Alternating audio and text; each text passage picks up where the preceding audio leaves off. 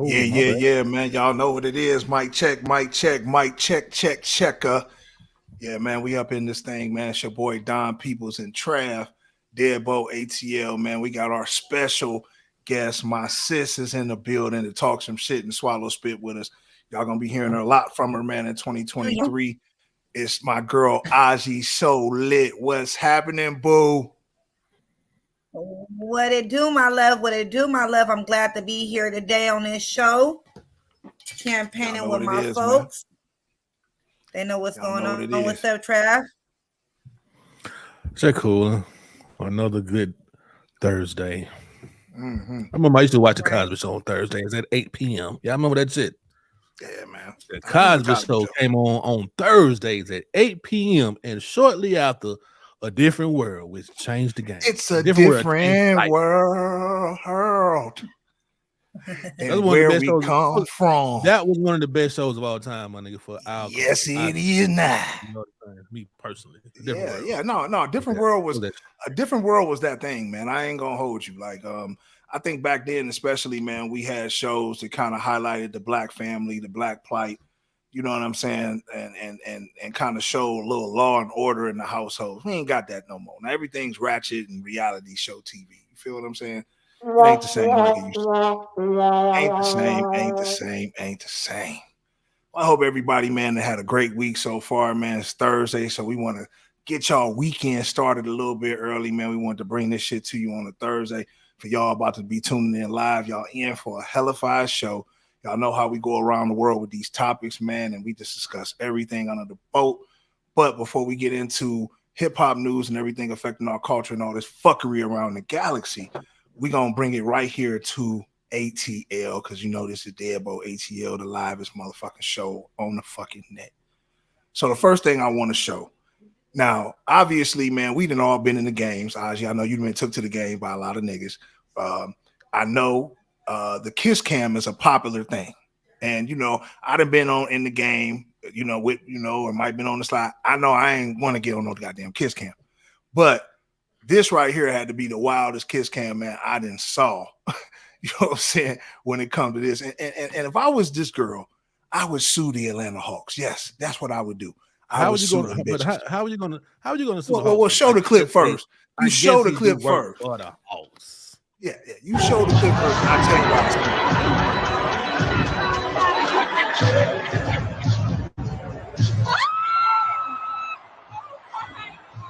He like took a hit. Whole thing came off. Nigga took a whole wig off. Took the whole wig off. Like, you remember that? Face off. They took the whole damn wig off. Now, not only did you do it on, listen, not only did you chicken coop my shit, right? But you took my whole goddamn wig off on kiss cam. Aji, what you feel about that? Let me ask you from a woman's perspective. If a man, because you know, y'all women, look, she put that bitch back on and it was seamless though. Did y'all peep that though? She put it back on. Let's watch. She's seamless. Watch this though. It's the HD wig for her. But look at that though. Like that shit went right back on. Everything. No, that's good. The beginning of the video. That's the beginning of the video. They don't show her putting it back on. They show her kind of fumbling because she knows she on camera, and that's in front of. That was a televised game last night. Yes. So when it's like that, right?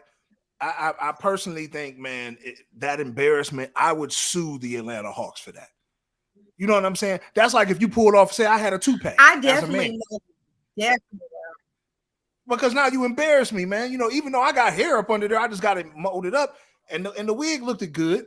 But for my wig wearing ladies, you feel what I'm saying? For my wig wearing ladies, this is what it is right here. Like they come out, and when somebody pull your goddamn wig off, it's a problem there. It's a problem there. And you doing it on national TV. My side nigga could be in the house, whatever going on right here, right? I'm embarrassed. You got to pay me. I need season tickets at least to the Hawks game at the bar, like with a free concession to the bar, VIP suite status. You know, I need something like that because y'all niggas embarrass me. Y'all embarrass me right on fucking Kiss Cam. Shout out to Miss King in the building. LOL. She has a wild one right there, man. Yeah. She got a problem, man. But hey, enough with her. You asked me how did I feel, Don, in reference to if it happened to me. Right. So you feel some type of way if that happened to you.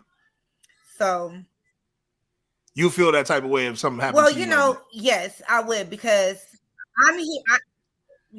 I would. I most definitely will. I paid to be here and to see this game, and I didn't pay to get my wig pulled off. So 1, you'll be getting sued. 2, we'll be having a personal problem because my reaction, that would have probably been fucking them up in the stand, because it's like, how you pull my wig off, and it's part of her fault too, because if she didn't have an HD wig on it like myself, and she would have had it, so probably wouldn't have had that situation of that so much of an embarrassment. But yeah, first and foremost, he should have kept his hands to himself. So that was like kind of like a sexual harassment type of thing for me. Yeah. That nigga did bite her fucking ear. Me, by taking my wig off. He bit her head off, bro. He bit her head off. Yeah, you like ate me. You know what I'm saying? So it's just like just extra. He was hungry. Just extra. But enough with the kiss cam, right? But at the end of the day, the kiss cam shit is real. Obviously, y'all better beware, because you see they coming for the wigs.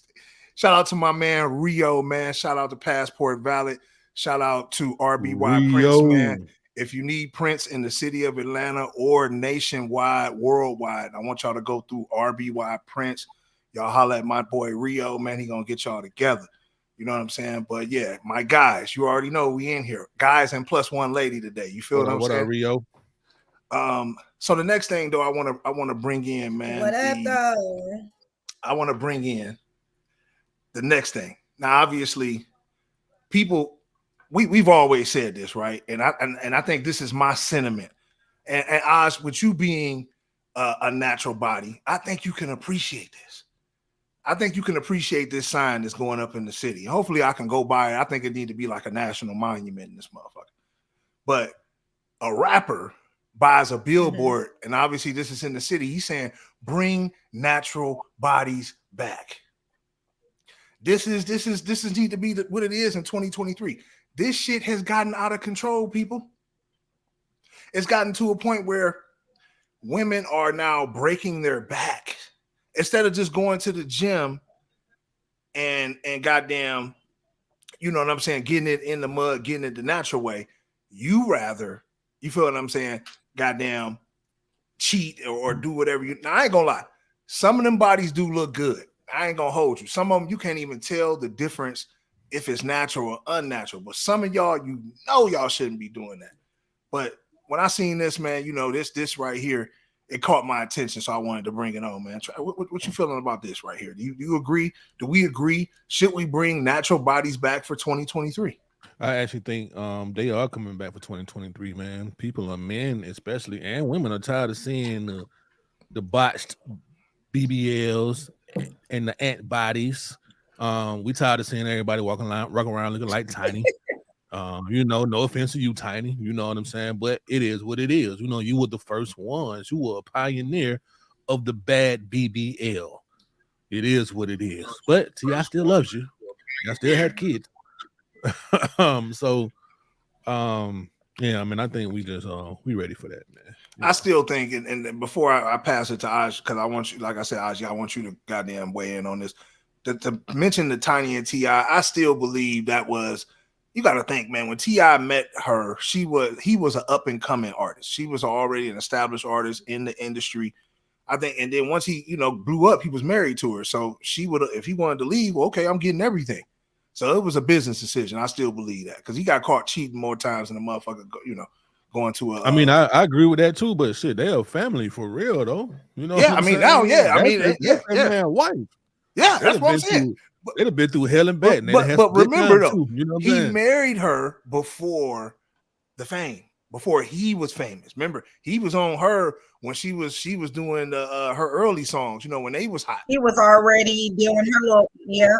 Yeah, so it's kind of like once he got blew up, I'm the king of the South. Well, I'm the queen, bitch, because you want to leave me for another motherfucker. Guess what? And I think another thing too. Tiny fuck with women.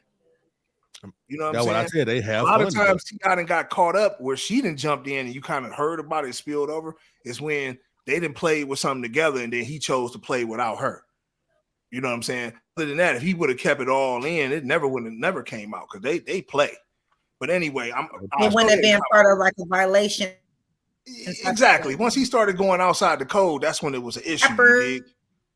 Buys billboard in Atlanta that says naturals. Well, like you said, I'm a natural, so I'm comfortable in the skin that I am in. It's just like, you got all these girls with these balloon butts. They butts be bigger than their bodies, their titties. It's like they be over here looking like Willy Wonka. I'm just sorry. Like, I just don't. The fakeness doesn't really attract me like that because God made you who you are. Like, why would you want to change that? Why not go work out or detox or, they do something proactive like that? Look, they do work out after they get that motherfucking knife. After you gotta work out. After you cheat, you gotta work out. You know what I'm saying? Yeah, after you cheat, but half of their bodies don't even be looking good. You pay all this money to still look like how you looking.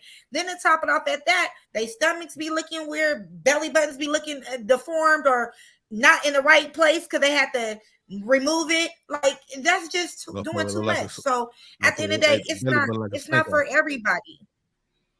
No, it's not. Like I agree with what you're saying, sis. Like I agree with what you're saying, sis. Like it's more on the ends. I see more botched ones than good ones. You know what I'm saying? And the ones that, like you said, are that do it, that have the good ones that I see. Like it costs a couple dollars. Like like they got payment plans online for these bitches now. Like, you know what I'm saying? Like motherfucker go online can literally get a payment plan for a fucking BBL right now. They're following the trend. I don't have to do that to get a tank. I do all that, maybe you got low self-esteem, and that's how I feel. People that get their body done, make change, get to taking flicks on social media. You ain't even taking no natural picture. You filtering what you taking. So it's like, come on now. Everything can't be fake. The filtering, the body, like fake shit. Real is that about you? What's real about you? Because you coming at me with all this fake shit. Like, come on now. I'm not with it. Yeah, I totally agree with that shit. Like, you know what I'm saying? So you over here flexing this body and you probably owe a debt. Shit probably in collections. Yeah, I totally agree. I totally agree with that shit, man. So, you know what I'm saying? I would like to know what rapper actually did the sign ultimately, but you know what I'm saying? Like, he's obviously staying anonymous because the BBLs is winning. His name on there. His name is on there. Oh, what's his name? Silk So-Fi. Okay, so this is an independent artist. Shout out to my independent artist in Atlanta because he damn sure ain't mainstream. So that was, I think, as eye-catching. It got us talking about it. It got other people bringing it up. So I definitely think this was a good move. The next thing, though, that I don't know what was such a good move right now. This nigga right here. Okay, so this is homie right here. Well, see, for him, that was a good move. Whatever this nigga got going on, which looks cheesy anyway, that was a good move for him to do that. Like, you know what I'm saying? To bring awareness to the natural bodies. Right. I'm pretty sure he's gonna get a couple more followers. People gonna know his name based off of him putting up that sign. So again, a brilliant marketing scheme without going out here and doing some weird shit. You know what I'm saying? So I salute dude. You know, maybe you can get a follow from us or something. We get him on the show or something like that. Let him spit some shit. But you know, the next thing though that I don't think was a good look though, like this thing right here, man, which I don't think was a good look for this artist coming off this situation, man, with YSL and this whole case with Young Thug and his YSL or the YSTL clique. You know what I'm saying? Gunner you know what I'm saying, earlier this week, obviously posted a picture of him in his mansion. Looks like there is an identification picture over there in the background. I don't think that was a good look, but pictures is over there. But Gunna said niggas is acting like we switching to a side, but it's only one side. YSL the label, Free Thug and Yak. Gunna's back. First, me personally, this is getting mixed reviews. You know what I'm saying? I think this is split their camp down the middle. You know, because you got people online, you know, like Ung Fu, who is Young Thug's brother. He said, "Oh, you know, Gunna is good. Gunna's YSL." You know what I'm saying? And now Young Thug blessed his brother when he came home. Like he told his brother to take a plea. Obviously, everybody else already did, so you might as well take one. You know, take one too. But he blessed him, so everybody in the streets already knew that his brother was good to take that plea, and ain't nobody on his back. But he still has not blessed Gunna, and let niggas like Whack 100 and a couple of other dudes tell it. He had no idea that he was gonna get, you know, take this plea. So that's why, you know, he's quiet. So therefore, Gunna's out on no man's land. And now it's a situation like, okay, do we get behind Gunna? And then also, you know, it's just a situation to where when you got other people in the camp, such as Lil Keys' brother, Lil Got It, and other people like, yo, we ain't rocking with Gunna. He ain't YSL or YSL. You feel what I'm saying? So you know what Gunna new name is, don't you? What is it? Gunna Tell. Gunna Tell, yeah. Gunna Tell. That's exactly what the fuck he did, man. That man told that man said YSL is a gang, and they should not be out here on the streets. Should not be out here on these streets, man. And you know, but I'm gonna tell you, man, I really think that this is it's kind of ironic because you got people like, you know, you got people like 6ix9ine. You now got Boston Richie, who got paperwork out on him, and obviously the biggest one right now, present day, is Gunna. No, it's kind of making it. It's kind of making it to the point where, you know, they're making it cool to snitch, because at the end of the day, where's the loyalty gonna come now when everybody now is seeing people snitching? Like, this is the common theme: tell to get out your situation. There's no honor no more. And I think everything already comes from the rappers, right? Everything comes from the top down, so to speak. So a lot of these rappers are literally speaking what they do in the rap. So they telling themselves anyway when they're rapping. They're rapping about what is going on in their daily life. So you're telling, like, any form of you confirming something, you're telling. So yes, he is a snitch. I feel like he was a snitch. And if anything, shit, you should have stand your ground. I plead the fifth. I don't know. Yeah, I agree. I mean, I agree. Like, I mean, he should have pled the fifth. I personally thought this, and I said this before everything even went down. I said, I thought it probably would have been smart if they're gunning for Young Thug. And obviously that's what they're doing. They want Young Thug. Everybody else can get a plea. If I'm Young Thug and I know I'm going to end up doing some time come hell or hot water, I might want Gunna to goddamn take a plea. He's my artist. I need him feeding the wolves. If he comes home on my blessings, this is what I thought at first. If he would have came home on my blessings, well, then hell, he gonna run up the bag, because everybody gonna want to know something. Everybody gonna fuck with Gunna. Everybody gonna support this YSL Free Thug movement, and my bag is gonna be long. Even behind the wall, my people will still be able to maintain mansion living and foreign car driving. Right now, his houses is getting seized. Everything is stopped. His money is stopped. Everything. You feel what I'm saying? So I would have thought that shit. Hell yeah, I probably would have told Gunna, like, knowing that, bro, you ain't connected all the way back to from 2013 and 14 with me. Like, you know what I'm saying? Like, you don't like, I'm gonna tell you, nigga, get the fuck out of there. And then at the end of the day, once you, because I already would have got wind that other niggas was telling. I'd been like, look, bro, I'm doing time with or without you taking a plea. You know what I'm saying? You need to be on the street, run up the bag, feed my family, feed your family, and then nigga, and keep it hot like Drake for the next decade. Just imagine if that was Drake in Gunna's place. Drake done been hot for damn near 20 years already. So if Gunna would have, if Young Thug would have came home right now, nigga, he would have been, right next to Drake. Drake, the biggest artist in the game.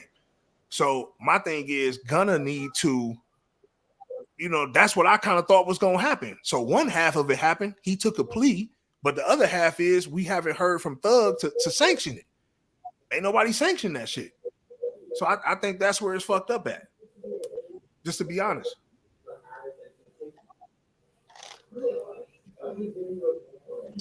Like it's not one of those things. It's one of those things to where I look at it like, they want Young Thug. They don't want nobody else. Yeah, they want Thug, bro. They got him. Thug. Yeah, they got Thug, man. Thug fucked up. So he need to be sanctioning this and putting this out there. Like, okay, this is what we doing and this is how we whopping. You feel what I'm saying? Like, Gunna? No, I'm talking about Thug. Thug need to put it out there, bro. Like, you need Gunna on the street making money. You're tarnishing this man, and he still signed to you. Gunna's not finna make no money. Gunna. No. Look, we'll see. He's not gonna make no money in the streets, goes, right? But Gunna's gonna like. But what did I tell you? He's a pop artist now, damn near though, bro. Like Gunna's he's superstar. When this shit first started, we can go back to an earlier episode. I said this shit. Gunna is gonna be the one, my nigga. He's gonna fold. I mean, I remember you saying that. And that's when I went into. They made that man sit in that bitch until he said, "Fuck it, I'm tired of this shit, man." Right, and that's what I'm saying. Like, right.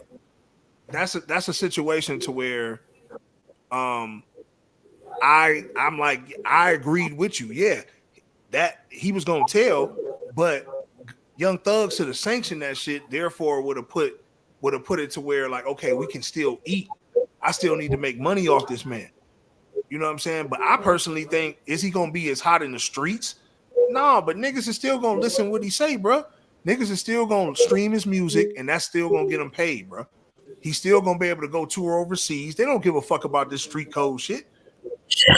People is gonna want to see Gunna. Right. Now, are the main artists who rock with Thug gonna rock with him? No.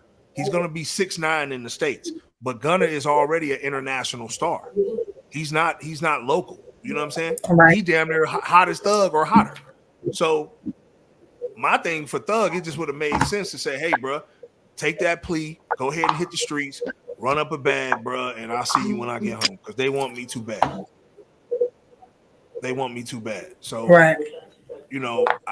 My prediction is, he's, like he said, he's back. He's about to drop some music. You see, he's in the studio. You know what I'm saying? I think he's gonna address a few things. You know what I'm saying? Niggas talking down on him or whatever, and we gonna see what happens. Who got a TV on in the background? You got TV on. You got TV on the background.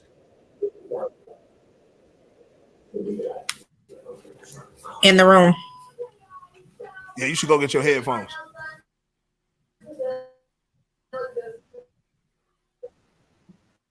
Just mute your stream. Yeah, let me mute the stream real quick while you go get that. What we got next, Donnie? I'm not gonna mute it. Okay, so like what we got next, obviously, man, to get into the next topic. Now this right here, this is some shit where this was like something to where we was like, okay, happened in the past. My man got a lot of clout off this shit. You feel what I'm saying? Like, this was a whole clout thing, right?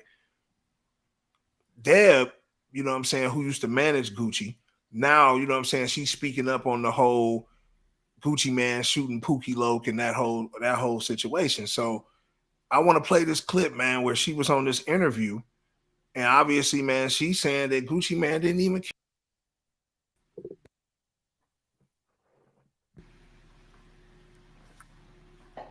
Over with now. Yeah.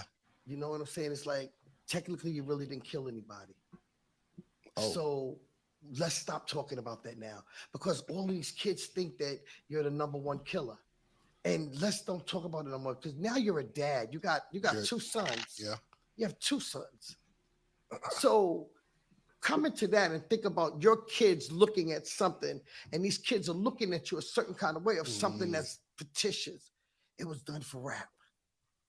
So you're saying that, wait a minute, hold on. You're saying that Gucci never did that to Pookie Loke? Oh, wow. Okay. Well, I mean, it's over with now. Yeah. You know what I'm saying? What's your thoughts on that, Trav? This is news to my ears, because from what I know, Gucci been smoking on Pookie Loc. You know what I'm saying? He been smoking plenty of blunts of Pookie Loc, man. You know what I'm saying? I thought that man had, put one in Pookie Loc, trying to come at him, trying to steal the chain. Jesus sent Pookie Loc at that man. That man handled his business. Now, is she saying that Pookie Loc didn't die immediately from the gunshot or what? You know what I'm saying? Because guess what? I'm gonna tell you now. If I shoot you, Donnie, or I shoot somebody, I ain't gonna say you. If I shoot somebody and they don't die immediately, then I didn't really kill them. It was on them to survive. Well, yeah, I agree. But the way she kind of putting it, though, she putting it like, yo, he didn't. This was a whole fabricated situation. Maybe he shot some shots at Pookie Loc or whatever, but as far as we know, Pookie Loc died.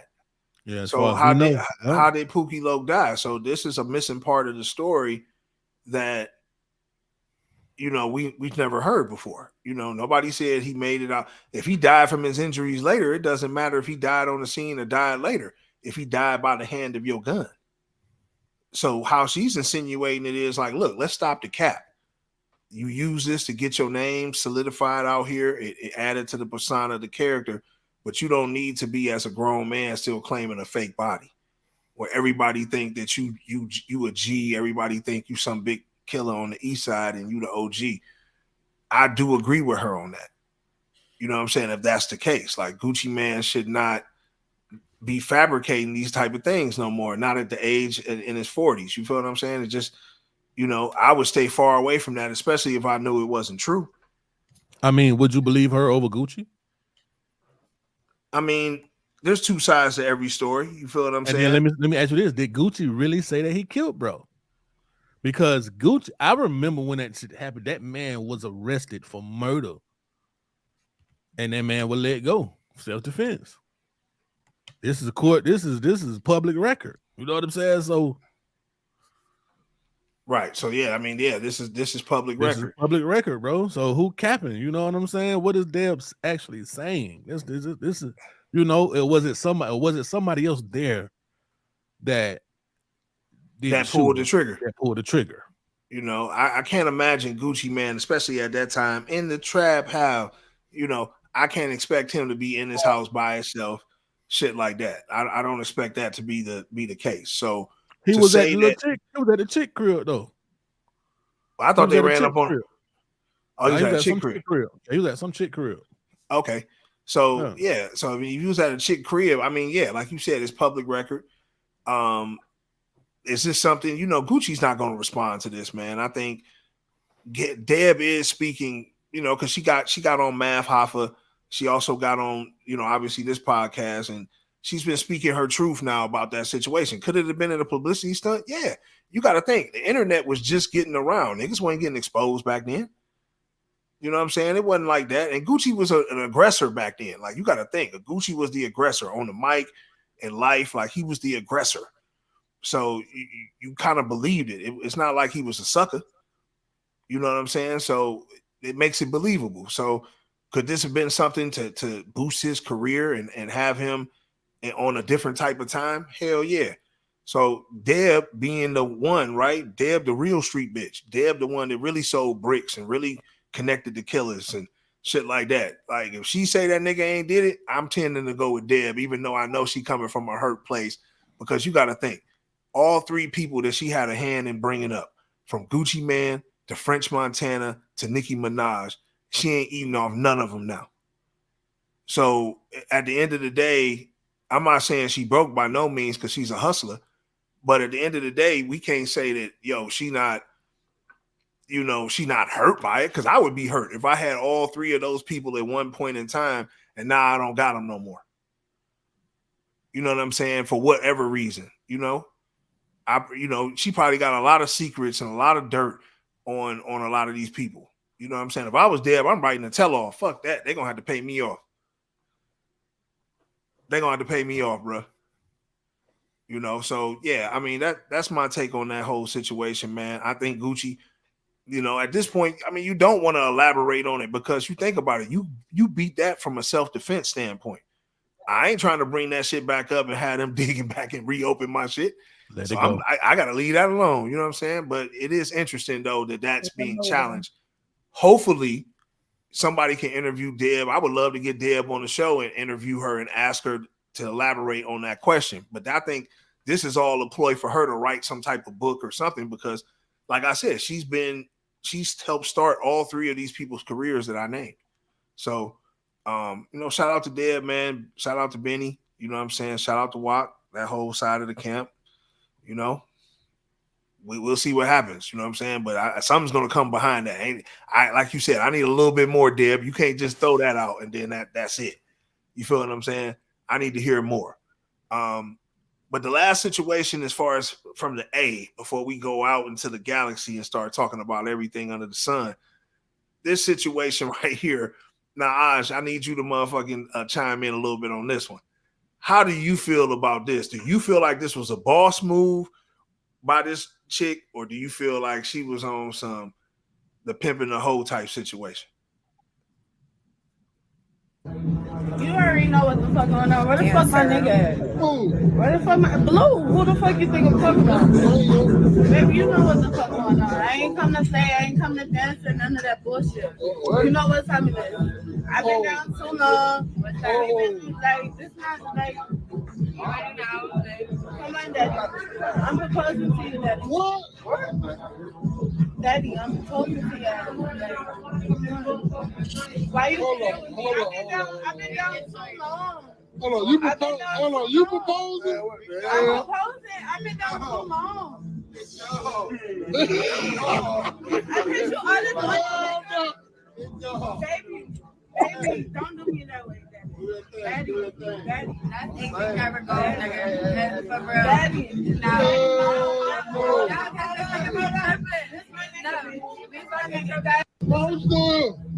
You already know what the fuck going on. Now, is this just the definition of ratchetness, or is this just? I mean, is this some bullshit, or is this just ratchet as fuck? Like, what do you take this as from a female standpoint? No, it just brought me back to, I don't know if you guys ever watched Love and Hip Hop with Stevie J and Jocelyn, when Jocelyn proposed to Stevie J, stuff like that. It just reminds me of that situation, and really how she put herself out there, like, I've been down for you for like, you've been hoeing or something, or you've been getting money and now you're ready to like give it all up and change your life for this man, and then you got your little sidekick with you that's probably done got down too. So it's like, I just feel like, you know, she went out bad and she seemed a little thirsty. And, you know, like I said, when people want attention, that's what they do. They feed off certain things to get their man's attention. And that right there, he just started laughing. He thought it was a joke. It was funny. Like, baby just came with a ring trying to propose. Like, girl, bye. You ain't even the type of wife that I want to even marry. And then the way you talking to me, you ain't even talking to me like a woman. Right. Trav, man, what you agreeing with So Lit over here, man?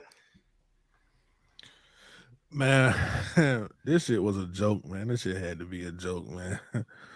That's all I can say. I don't know what she was on, but you see what type of time bro was on. He laughing at her. Like, are you serious? He thought she was a joke. Yeah, so, yeah, I don't know. She didn't accomplish anything with this. What she did was she embarrassed herself. Because I know everybody that she knows is seeing her walk up to this little spot over here off of what is little spot at? Off of it's all 75. I can't think of the name of it. I think it's Diamonds or some shit like that. Yeah. You talking about Diamonds of Atlanta? It's right by the Shell gas station. Yeah. Diamonds of Atlanta. Shout out to my nigga Smurf World. Yeah, that's where they at. Yeah, shout out to my nigga Smurf World. Yeah. Yeah, that's where they at, man. But let's read some of the comments. What some of the comments go with, Trav? You got your glasses on. Hey man, ATL Rap said, "Is this the new trend? He just had an exotic dancer propose to him. She do. You know like what? We did have a proposal on our last show. Remember? We had her propose on our last show. Remember the girl in the stadium? She was crying. She dropped down to one knee. No, white. I mean, I think this is about to be the new trend. You know what I'm saying? But she walked up on some ball shit. Now she's a dancer, so she probably got a couple dollars on her. You know what I'm saying? She like, look, nigga, like I know what I want. I've been down too long. You know what I'm saying? Like, what's happening now? If I'm homeboy, obviously. You know, situations like that, man, you got to think, man. And I hate to put strippers, and if there's any strippers watching right now, forgive me. But most strippers, man, they down for the play. Like even homegirl, you know, next to her. Like, you know what I'm saying? It ain't like you gonna just be fucking this one thing for the rest of your life. Like, you know what I'm saying? So oh man, look at this right here. Look at the girl's body. Look at the girl's body. Hey, check this comment right here. I am for Will. That's what it's like. It said, this screams marry me or I'ma tell on you, or marry me so they can't call me to the stand as a witness. Run, my guy. Gone. Run, my guy. Yeah, man. Yeah. That's a bit extra. She don't even look like she was a stripper. She's like sloppy stomach. Like, what strip club was she working in? She could barely walk in the hill she had on her feet. If you see running back, look at her walking back. I mean, you know, she on the BBW side of town. I mean, my nigga look like MJG. You know, but he is too. You know what I'm saying? So it is what it is. That might have been right up his alley. You know what I'm saying? Something to play with. Yeah, like you gotta think she did ambush this man probably at his place of business. You know what I'm saying? He probably one of the promoters there or something like that. You know, it did say rapper. You know, everybody in Atlanta is either a rapper, a stripper, influencer. You know, it is what it is. So this guy's a rapper. I thought it was MJG when I first saw him. You know what I'm saying? But I mean, yeah, I don't know, bro. Like that's what I'm saying. It's always the rapper or whatever. It just be miscellaneous niggas. You know what I'm saying? But I mean that right there, man. I just think she's thirsty, and I'm gonna leave it at that. You know what I'm saying, bro? She embarrassed herself. This is a way to go viral, though. Remember, people want to go viral for anything. You know what I'm saying? So she's going viral from this. Enough said. Like she's mission accomplished for both of them, right? Dude looked like he the pimp. She looked like the simp. And it is what it is. It was a win for homeboy for me. Yeah, he laughed. You know, I think he won this one. It's just sad that they called him a rapper and didn't give him his whole name so you can look him up or something like that. Nigga might be an old pimp nigga. You know what I'm saying? That's his bottom bitch right there. That's how she came off. You know what I'm saying? She definitely came off like that. And I hate to say it, most pimps wear glasses too, by the way. You know what I'm talking about? But this next thing, man. Now, as we just get obviously we done talked about Atlanta. Now it's time to get into all the hip hop news, everything affecting our culture and all the fuckery around the galaxy. You know what I'm saying? I wanted to start off with just some of the wildest shit that I've heard this nigga say that we about to get on this screen right here, man. I've heard this man say some of the wildest shit, but this right here, I feel like it's just what separates him from R. Kelly after you hear what we about to play.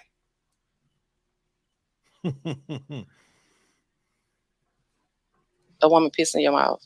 Yeah, I had a woman pee in a cup while we was driving and I drunk it. Oh, okay. Period. Right there. Oh, my God. Because it was just nothing. I was so infatuated with this woman to where it was just nothing about her that was nasty. Like a woman pissing in your mouth. Yeah, I had a woman pee in a cup while we was driving and I drunk it. Oh, okay. Period. Right there. Yes. Because it was just nothing.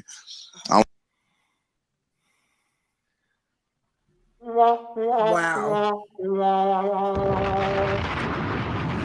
Man said he had a woman piss in a cup while they were driving. And he drunk it right there. And he drank it. I mean, nigga was thirsty.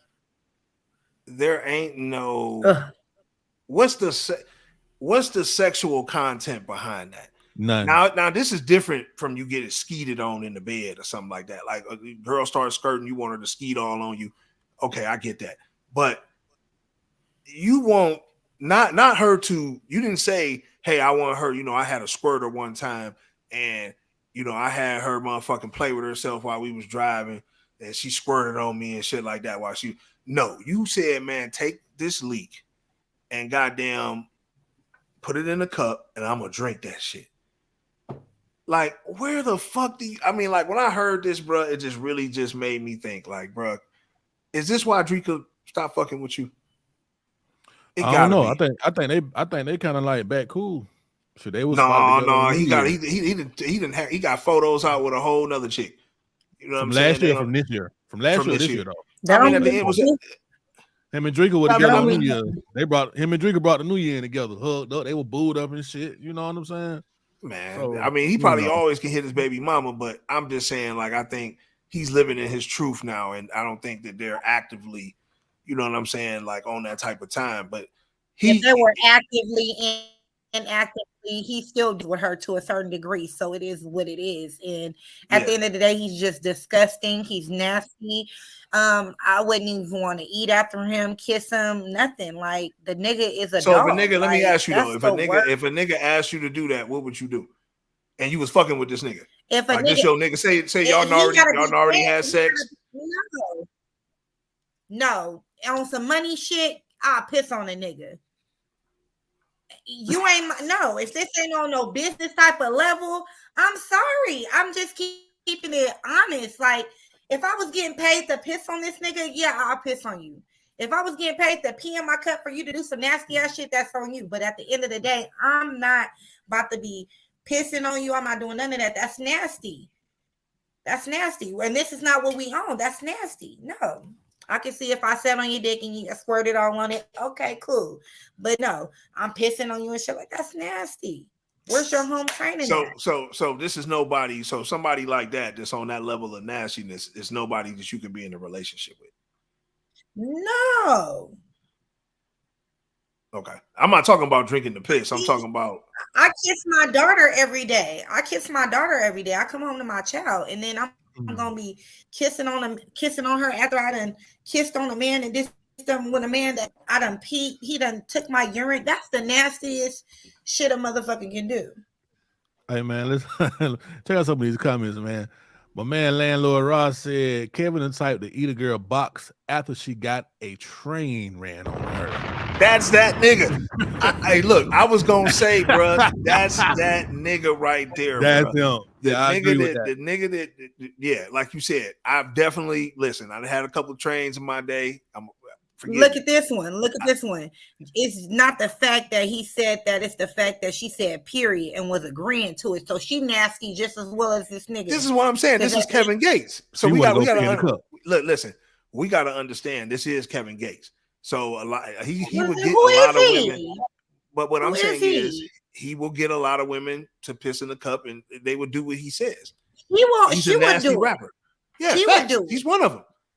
That's what I'm saying. She's one of them. So she and look at Kevin Gates is gonna smash the host. Look at that. He gonna smash the host. So she already giving out that vibes like, he gonna like my freaky ass.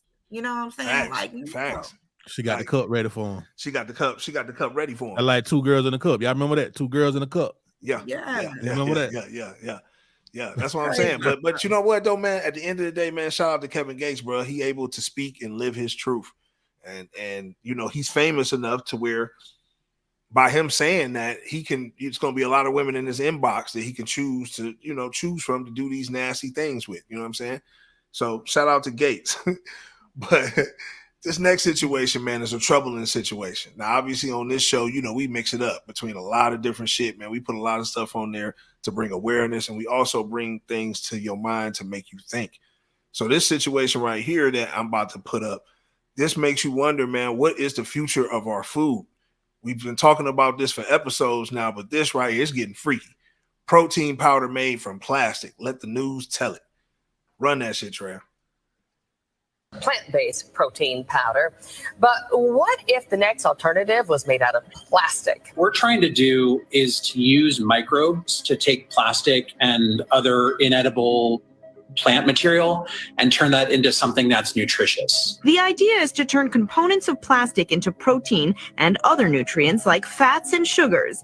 If that sounds kind of gross to you, well, I don't want to eat plastic either. What we're trying to do is to take that plastic and turn it into something completely different. Steve were just honored with a more than $1 million Future Insight Prize from a German company that will allow them to delve deeper into their research. Techman says their process works by using microbes to break down the plastic completely. In the end, all we're left with are microbial cells. And those cells are made up of a lot of the same things in the food that we eat: proteins, lipids, sugars, and vitamins. Techman says the resulting cells, once dried out, are a powder resembling brown sugar. And he says the full conversion takes just about a day. Which I think is pretty exciting because plastics in the environment can take years to break down. And so the fact that we can break plastics down in a day is pretty cool, I think. It'll likely be a few years at least before turning plastic into protein or other food becomes a reality. And even when it does, the scientists say they envision that the end product is going to be used for something more like emergency food rations than something you would find on the grocery store shelf. You've heard of plant-based protein. Interesting. This right here is very concerning, bro. They're really trying to, from things going on like insect farms being built all across America, like the next big thing that we're gonna have to eat is roaches and crickets and shit. And now they're recycling plastic, not for bottles and things of that nature, but for us to eat as a protein. Like it's getting spooky out here, people. It's to the point where anything you buy from the store, like you got to watch that shit. Like you can't. I don't even know how you can get around it now. Like how is this even a situation that you can escape? Like to be honest, like how do you escape this situation where you got these mad scientists, microcosmic doing plastics and shit like that? Like how do you escape that? You can't. You do know plastic can be plant-based though. Some plastics are made from plants already. So I don't know how they're going about this. The ones that ain't made from motherfucking plants are made from petroleum-based sources. So this shit is actually kind of weird. I don't want to be eating no plastic, even though I know I probably have. I've eaten wax. Gum is made from wax. I've swallowed gum, shit like that. So yeah, that's a little weird, man. White folks. That's my opinion. I don't know white folks. Yeah, white folks is being mad scientists controlling the world. Kiara Jones in the building. Miss Jones, what's going on? Yes. What's up, Kiara? What's up, Miss Jones? That's a little weird though.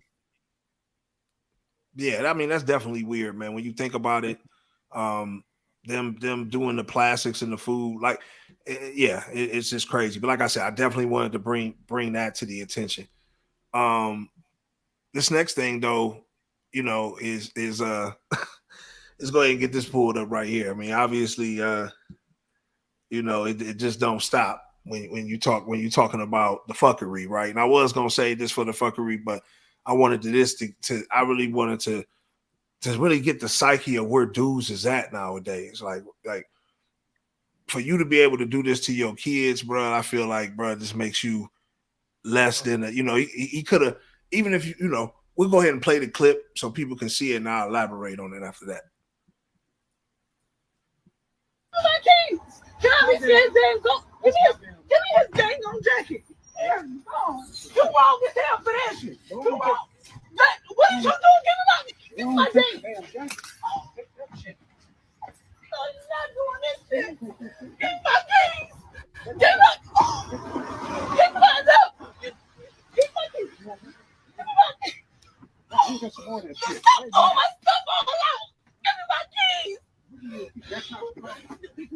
That is my car. Give my stuff. Give my keys. Give my keys. Give it to me now. Stop. Damn it. How you gonna do this with your damn baby? You got a problem because I'm questioning you about coming in late? You got a problem because I'm questioning your ass? I'm taking care of you. Give me my damn keys back. Get out. Man, you better give me my damn your keys back. Get out. Oh, this motherfucker. Your keys in. I think, man, this is wrong on so many levels. What's wrong with it? I mean, man, you kick it. He's not a man. How can you kick her out? She got a baby she's holding that's not even look like walking like that. Then he throwing all her stuff out, taking her keys to where she can't even leave. But you got her stuff all outside, like she's having a house sale, selling clothes outside. No, that's disrespectful. Like you're not a man, you're a coward. Hey, did you hear what that man said? At the end of the day, you the type of nigga that's like. Hey, she said, all because I asked you why you come home late. That man said, I take care of you. And in certain situations, it just goes to show that women gotta watch who you open your legs to, man. Like you had to have a sign that this nigga was a savage before this situation even transpired.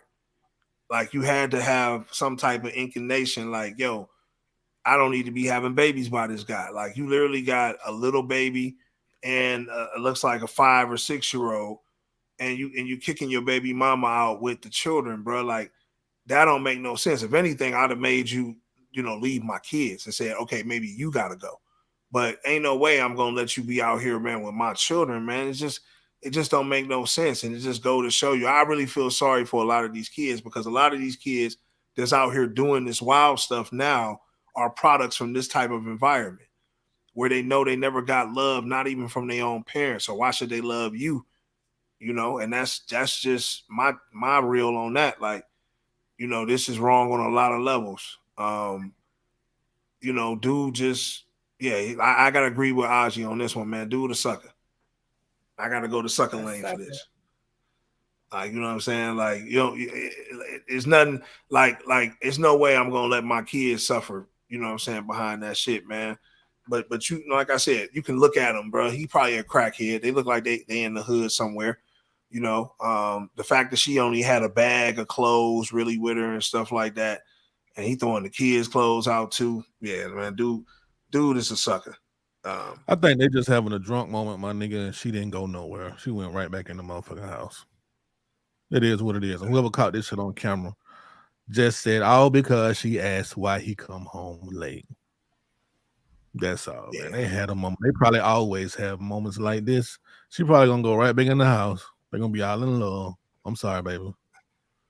He gonna blow in the butt. I don't know, dude. Dude. It is what it is, my nigga. Yeah, it's like a dysfunctional family, though. They everywhere. It is what it is. Yeah. Now, in this situation, Donnie, if this was your neighbor, what would you do? Would you help her? Would you let her come stay with you? Yeah, I wouldn't let the kids be out there like that. I said, so all of them, you would let them come. I would have let her use my phone. Yeah. I mean, I wouldn't let them. They can't just stay with me, like, But until I wouldn't have them out on the street. I wouldn't have them out on the street. So whatever we got to do, like if you got to sit in my living room till your ride come here, sit down in the living room. Do you need a water? Yeah, right. Like is this something we can do? It's just like, at the end of the day, you're like, I'm not like, right. But I'm not about to hop in their beef though, because dude, I have my own problems.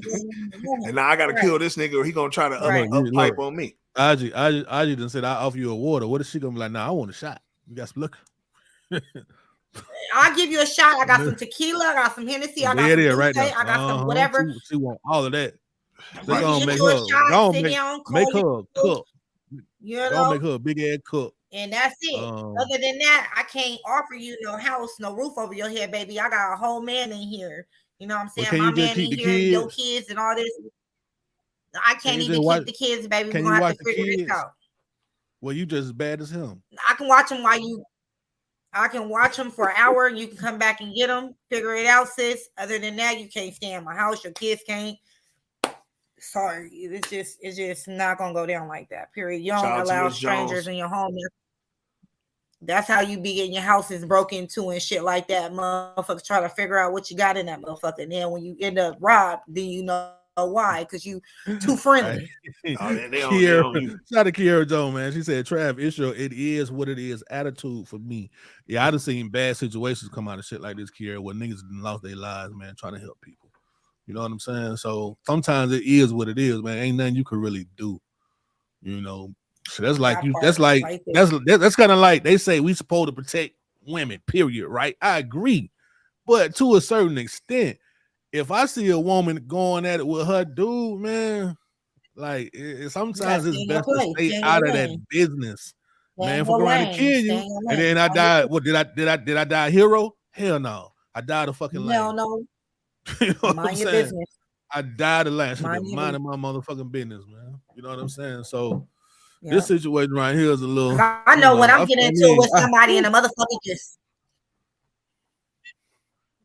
Yeah. I mean, what the fuck you looking at? I can't house you over here because now I'm jumping in and I'm intervening. Well, I let you have a seat and figure it out real quick. Yeah, you know what I'm saying? If dude's still outside, I'm gonna ask him, you know, is everything all good? Because this is my neighbor.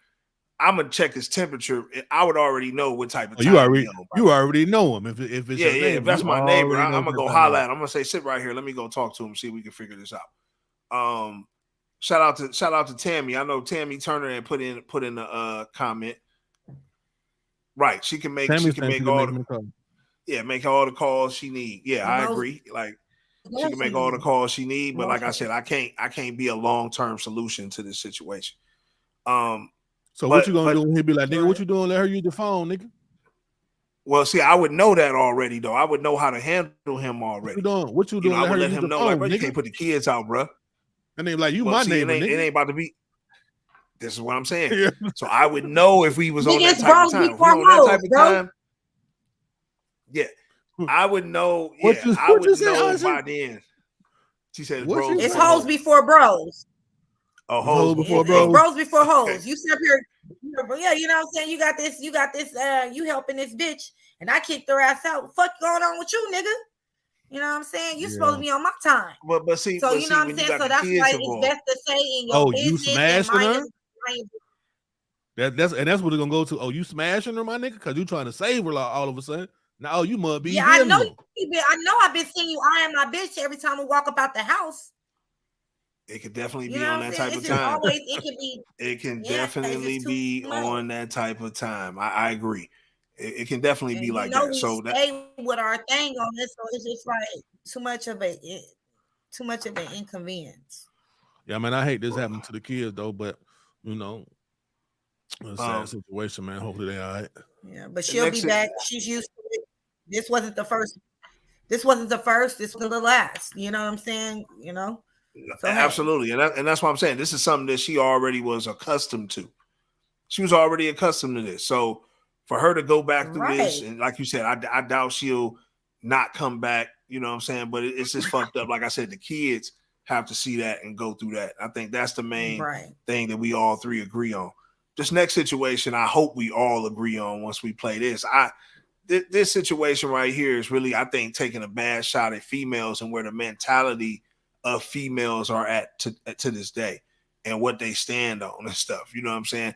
Like to hear this woman say what the words is about to come out of her mouth and what she's looking to, it just really disappoints and frustrates me to the T. I think this right here, man, to me was very disappointing to see. You know what I'm saying? Like, I think when you get to a point of marriage with a person, you're supposed to be locked in step. And to be on this type of time to where you like, damn, bitch, did you really just come at me and say you wanted a $250K wedding? You know what I'm saying? Instead of investing it or whatever. Like I can see, like if I obviously. But you can have a huge wedding for 50 grand. Exactly. So for 250,000, man, I mean, this would be the point where I think we would have to part ways. Like, you know what I'm saying? Like, we're not even going to continue to try to get married after this situation. You know, this is not a situation where I think getting married would like fix the problem. I wouldn't want to be with a woman that says I got to spend $250K. Like she already got the mathematical number She not already But put if you well. have you ever watched this show though? Just watching these people, because I actually watched the show.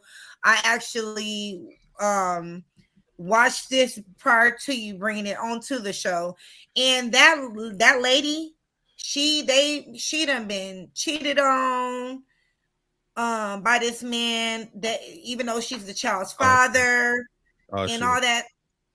She's been going through all this.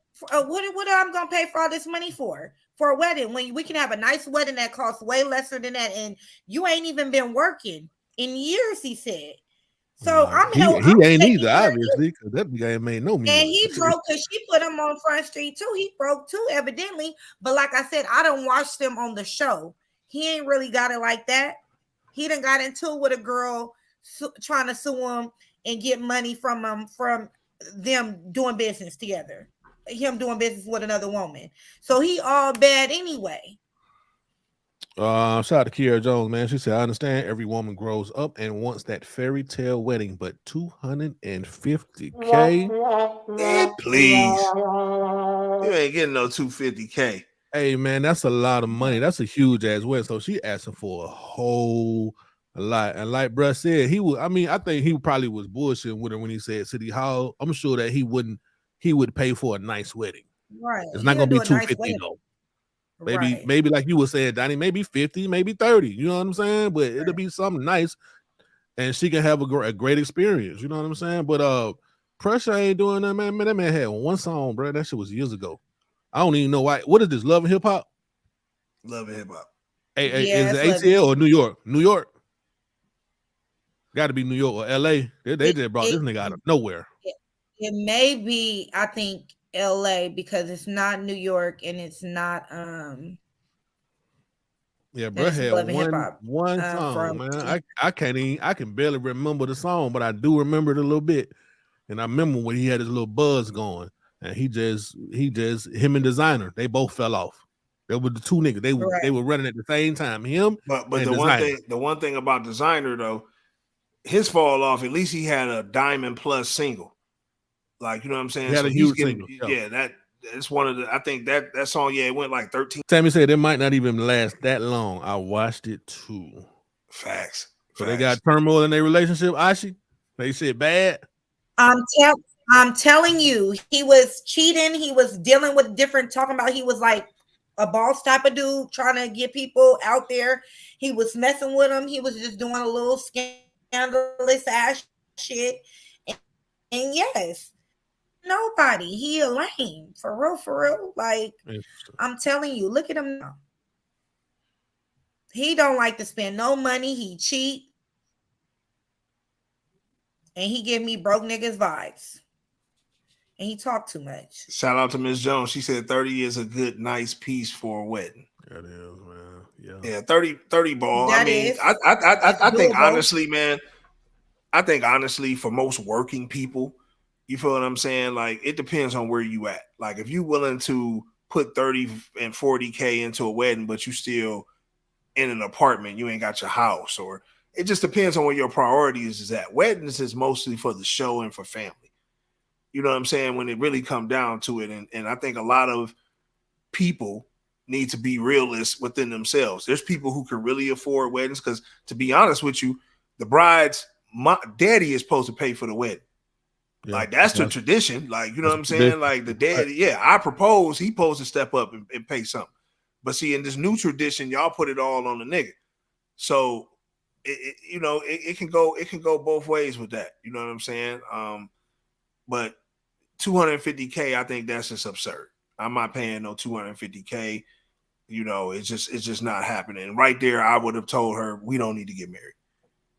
You for the streets. Boy, they got the shit that you remember the movie Blow?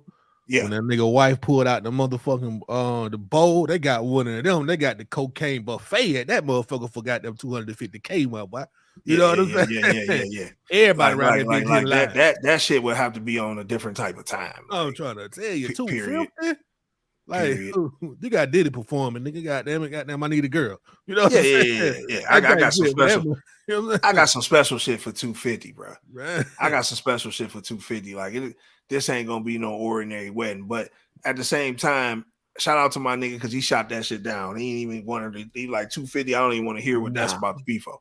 But this next situation, though, man. Shout out to my nigga Fredo Bang, man. Like, hey, when you see an opportunity, you know, why not take advantage of it, right?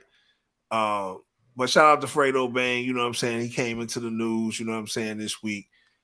He fathered a newborn with a married couple, YouTube couple, on Annie and what's that name, Trav? They got 2 kids, actually, my nigga. Well, they're gonna speak on that. It ended up coming out that it's just he's father to the one child. The one child, okay, just the one child. But you know, it's the like he's plugged in. So if they want another child, they're gonna go through Bang. You feel what I'm saying? I know that. But yeah, they spoke on it a little bit or whatever the case may be, and you know, I personally think, you know what I'm saying, like, hey, for him, like he said, it's a win. And then he put a comment in the comments. He said, stud pussy is the best. Obviously, that's who he got pregnant. That's the one who got pregnant was the stud. You know what I'm saying? They both look like film to me, though. For real, for real. Well, they spoke on it. Let's see what they got to go with. Right now, get to the beginning. Married, we are happily married. We've been married since 2020, and it was one of the best decisions that I ever made was to get on one knee and propose. I'm just gonna say that first and foremost. Yes, one knee. However, as far as our relationship goes with Frederick, listen, we have a great relationship. It's a personal relationship, and that's just is what it is. It is what it is. Yes, we are married. We are happily. So I know there's a lot of confusion because we do have 2 kids, Parker and Peyton. A lot of people have heard of the brand Parker by Peyton. We actually created it and named it after our kids and who we manifested before they came, of course. But as far as Peyton goes, I can confirm that Fredo Bang is the biological father of Peyton. However, he is not the biological father of Parker, whom my wife carried in 2021. And we had to try 3 times for Parker, which was just like the craziest thing. The first time I actually found out, it's really hard. The first time I found out I had polycystic ovary syndrome when we went to the fertility. Next slide. Grateful to have my wife by my side every time. This is why you've seen her doing the shots for me, and you know you've seen it documented that she was like injecting the hormones. Because I didn't want to have to do all that type of stuff by myself. And the second time I was devastated again, didn't want to give up.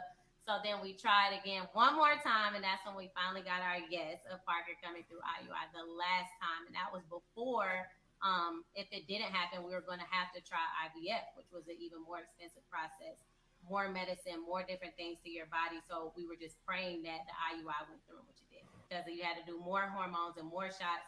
As far as the negative comments go, y'all, we don't feel any type of way about them. People know us as positive influencers for a reason. We've worked on our mental for a very long time for things like this because life happens and people are going to be people. People are going to have good things to say. People are going to have bad things to say. You can't please everybody. That's what it is. It is what it is. You can't please everybody. Donnie, I think I need to start taking some IUI classes or something because I think this is going to be the next wave coming up here in the future. This is going to be the new IT field. You know what I'm saying? They're going to have careers paying $300,000 and better. If you can make this happen, because I think these are the new couples, man, coming up right now. Women couples. Women marrying women, bro. And using men strictly for kids. Yeah. Kids. Reproduction, bro. It is what it is. I mean, you see the feminine situation, though. She didn't have a natural birth. So I think this is how the world is about to be populated, man. From here on out, like this, it is what it is. They say they don't need us already. You know? Yeah. I think it's scary. You know, like you said, they're married or whatever the case may be. But you know, Fredo's her baby daddy, and he'll probably be able to deal with them. You know, going forward. So. You know, because they probably got a cool ass relationship. They like homies. Yeah. You know what I'm saying? They like dude. She likes him. You know what I'm saying? He liked them. He just got a chance to smash. It is what it is. Right. You know what I'm saying? So they'll always just be probably like some dope ass co-parents. You know, he go kick it. You know what I'm saying? Go kick it with the family. Shit, you know what I'm saying? But do you think honestly he would have smashed her if they wasn't in this type of situation? Because you know it's coming off like he's getting clout points. He's getting clout points. He would have smashed if they weren't in this. If he would have just smashed the stud anyway. It's beautiful. Yeah, she's not ugly. You know what I'm saying? So yeah, so he would have just smashed the stud anyway. She could have put on a dress, nigga, and look good for him. You know what I'm saying? She probably banging when she come about them clothes for real. So yeah, he would have did something with shot him. I don't think it was they didn't say anything about it being a three-way thing. I don't think it was either. I think he smashed the stud, however it was, and she got pregnant. However many times it took. I think it was. I think it might. You don't think it was a three-way? Nope, I don't. Not at all. I think most women who are in relationships, when they choose to bring a man in, they have that man together. No, I don't. I know they don't. Think so? I know they don't. Okay. Yeah, I know they don't. I know too many women in relationships. And so then when they bring a man in, they go privately with that man. Yeah, they do. They go privately with that man. Especially in this kind of situation. They want that shit done as quick as possible, man. It's but who knows? She could have found some pleasure out of it. You know what I'm saying? So shit, she might be open to it again. So Yeah, that's what I'm saying. Because and then look, Kiara said she dresses still film. You know what I'm saying? So if she still kind of like she might be like a stud, but she still kind of feminine. You know what I'm saying? Like shit. I mean, she all right though.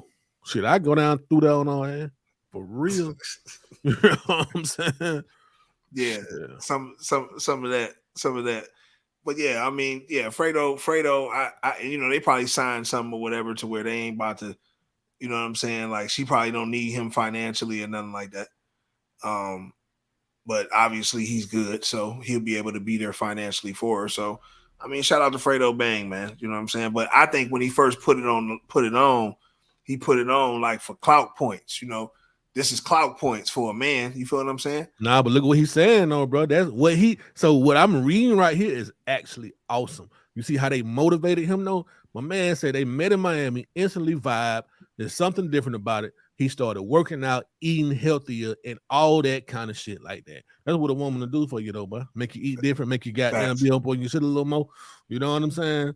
So, yeah, shout out to bro, man. That's actually, I like that. That's solid. You know what I'm saying? Like, that's all right right there. Shit. Her baby mama got a bitch. She married. Let me not say that. Sorry, ladies. His baby mother has a wife. Yeah, whole wife. And they're all cool. They're just cool. Yeah, whole wife. Yeah. Well, happy wife, happy life, goddammit. But yeah, man, shout out to Fredo in that situation, man. This other situation, man. Now, this right here is obviously starting to come back up. There's a lot of situations now where motherfuckers is dropping dead. We're gonna show a couple clips of that, obviously. Yeah. But now we got pilots that are obviously now speaking out against the jab. You know what I'm saying? Y'all know what the jab is, the big V, the shit that niggas was putting in their arm. And he wanted to speak on, obviously, what's really going on in the air, because we need to know what's going on in the air, because motherfuckers is passing out in the air, all type of dumb shit going on. I can't be on a flight and a nigga going down because he can't, he got the jabber. You feel what I'm saying? So let's hear what he got going. I too did not want to get the vaccine. I've never had a flu shot in my life. Injecting experimental drugs into me, not something I ever wanted to do. Traveling between the state that I live in, Hawaii, and California, where I have family, two states that have archaic travel restrictions. I decided between the pressure of that and my airline that was going to require mandate vaccine, I went and got the jab. I did it at 11:30 in the morning in Hawaii. Everything was normal. I went to bed, woke up at 3:30 in the morning with my heart pounding out of my chest. I went to the ER. They hooked me up quickly to EKG, IVs, did blood work, quickly determined that I was in atrial fibrillation. It's a major cause of stroke.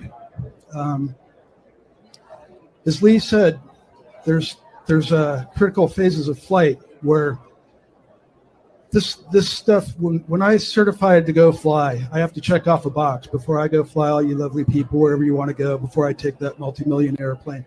I check this box and it says I'm fit to fly. That was before COVID.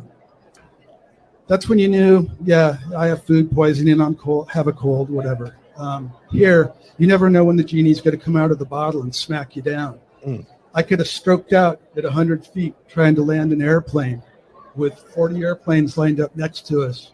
I could have just pushed down on that stick before the person next to me could do anything. It's all over for a lot of people.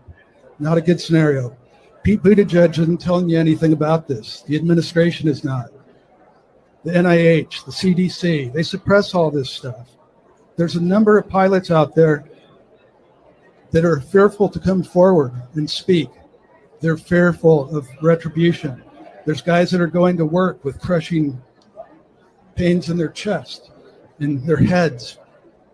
They're scared that they're going to lose their careers because they're 25 years old. This has got to stop. I too did not want to get the vaccine. I mean, you know what I'm saying? We're starting to hear a lot of people come out about this, man. And it's really, to me, it's really getting concerning because anybody I was always an advocate against it from the jump. It just got to the point with me where I just didn't want to infringe nobody's rights anymore. If this is what you choose to put in you, you believe the government, you believe that it's all about health, where pharmacy and pharmakeia make damn near $1 trillion off of your sickness a year. It's you're a fool. You know what I mean? But God bless you. You know what I'm saying? I can't hate you and I won't judge you. You know what I'm saying? It is what it is. It just ain't your plight to believe what I believe. And it's all good. But you're starting to hear a lot of people come out. You know what I'm saying? So with this pilot coming out, and yeah, that made me wonder. I'm like, damn, if these motherfuckers is flying planes and shit, and like he said, if he strokes out and the plane is going down, it's 40 planes on the runway, some dumb shit like that going on, it like he said, it can be ugly for a lot of people. I don't know if y'all want to comment on it or what y'all feel about it.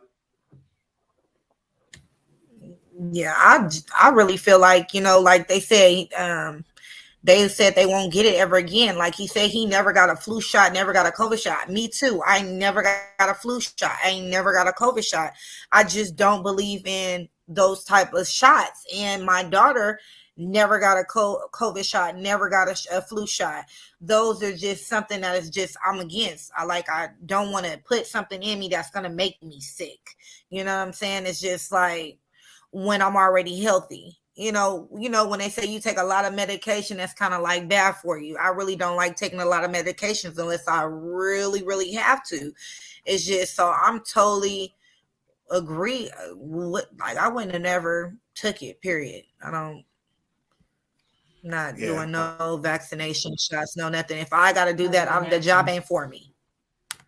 Absolutely. I feel that way 100. You gonna take the shot to go to Africa?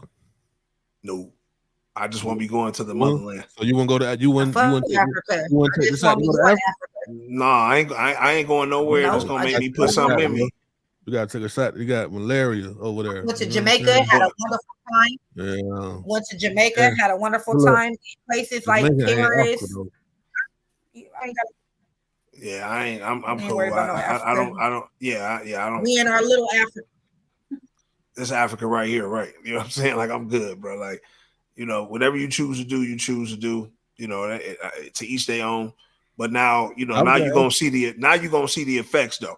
If we can play this next clip, because this is going around too. Obviously, you just came off the Hamlin situation, the safety for the Buffalo Bills who fell out on the field. Some say it's from a blow to the chest, when really they're associating the jab with the cardiac arrest. And, we get this next clip pulled up and we can obviously see that this player right here, and I think he plays for Georgia State, I want to say, is passed out. And, they got the whole little clip. They're going to show the whole little thing or whatever. but you know, he passed out, just fell out on the floor. You know, it's making you wonder, man, because we're seeing a lot of players, a lot of athletes around the country, around the world, soccer, basketball, football, passing out, just falling out to the ground and stuff. And, you know, nobody's saying nothing about it. As we can see, let's see what's going on. Like, he didn't get touched, swiped at the ball, you know, posing, you know, playing the D. Okay, bam. Like, just falls out. You know, health is wealth. Health is wealth. You know, you got to stay hydrated. You know, you got to make sure you're eating right. You know, you got to make sure you're taking care of your body. You know, sometimes when you overdo it and you overdo yourself, you have moments like that. You know what I'm saying? You know what I'm Right, but that don't look like no health. dehydrate. That look like, and that's what they're saying. You know, He claps. Yeah, it's one of these players that, you know, a lot of these college athletes, let's not forget, college player, pro players, a lot of these people at the time when they was mandating this shit had to take the jab. So not a lot of people, not just him, like there's a clip going around where they're showing like dozens of athletes just falling out, people just falling out. You know what I'm waiting for? What you waiting on? I'm waiting on the whole the rise of the X-Men and the mutations. Yeah, that's what I'm waiting on. You know what I'm saying? Yeah, we talked I'm about waiting that. on somebody to fall out like that right there, and then they just something happen, some kind of light beam come out of their body or something, or they just mutate into some shit like that, man. That's what I'm waiting for. You know, I can't wait to see it, bro. Because you know I ain't get the jab, you know what I'm saying? But I'm not against the jab at all. I just for myself. Oh no, I just stayed away from it. But I done had COVID a few times though. You know what I'm saying? Like a few times. So, yeah, I done had COVID a few times. Right. I mean, and that's It what I'm is saying. what it is. My body fight that shit off. Hopefully, it won't ever take me out. You know what I'm saying? That's all I can say. Absolutely, and I feel the same way. My body has fought it off. I've stayed solid. I've caught it a few times myself, and you know. Oh yeah, you caught hell though. Yeah, I mean, but you probably gave it to me. You probably gave it to me. No, sis. No. That was some. You know, you'll be Everybody- outside. You probably gave it to me, turn to my house, trying to turn up and drink with me and shit. Oh man, see, here you go, exposing my nightlife festivities. But yeah, this situation right here, like I said, a lot of these situations, I don't find these as coincidences. I think that we got to understand there's a plan. And the next little thing I want to play is my man giving off some reasons and what's going on and what to look for by 2030. Because, you know what I'm saying, they got this whole agenda, this whole 2030 agenda, man, to wipe us out. You know what I'm saying? And these are some of the steps. These are some of the things that they're going to use to obviously neutralize us. You know what I'm saying? I want to play this right here. Here are 8 chilling predictions for 2030 according to the World Economic Forum. WEF is a scary organization comprised of super rich people who have a plan of action to accumulate global power and wealth. 1. All products have become services. You will not own anything. You won't own a car, a house, any appliances or clothes. Oligarchs will still own everything and will offer housing as a service. 2. There's a global price on carbon. Environmental damage, whether it's driving your car or flying to a different country, will attract taxation. These costs will come from retail users, of course. 3. US dominance is over. The world is going to be run by a handful of global powers. US may still be a part of the dominance, but their debt position isn't looking too good at the moment, and the BRICS nations are coming up fast. 4. Hospitals. Virtual health assistants will provide more primary care than human doctors. There will also be a new idea called Internet of Bodies that will be introduced to monitor our health. Listen to this chilling quote. Human beings are no longer mysterious spiritual souls. We are now hackable animals. There will be 2 classes, the exploited and the useless class. It's better to be exploited than to be useless. 5. We will eat much less meat. 6. Today's refugees will be 2030's CEOs. Refugees will become a major source of entrepreneurial talent. 7. The Western values will be at breaking point. WEF wants democracy to be reimagined as the values that have underpinned the liberal world order will have been tested to the breaking point. 8. We are going to Mars. Here are 8 chilling predictions for 2030. Now, I don't care about the last one, obviously going to Mars, but a lot of this stuff that's going on is already happening in China, which I think is like the global model to all this shit. I think it's very concerning that we are heading for like carbon taxation, with them introducing these CBDCs into the market, removing all physical cash and making it go digital. I think, man, we're setting ourselves up for something very, very scary.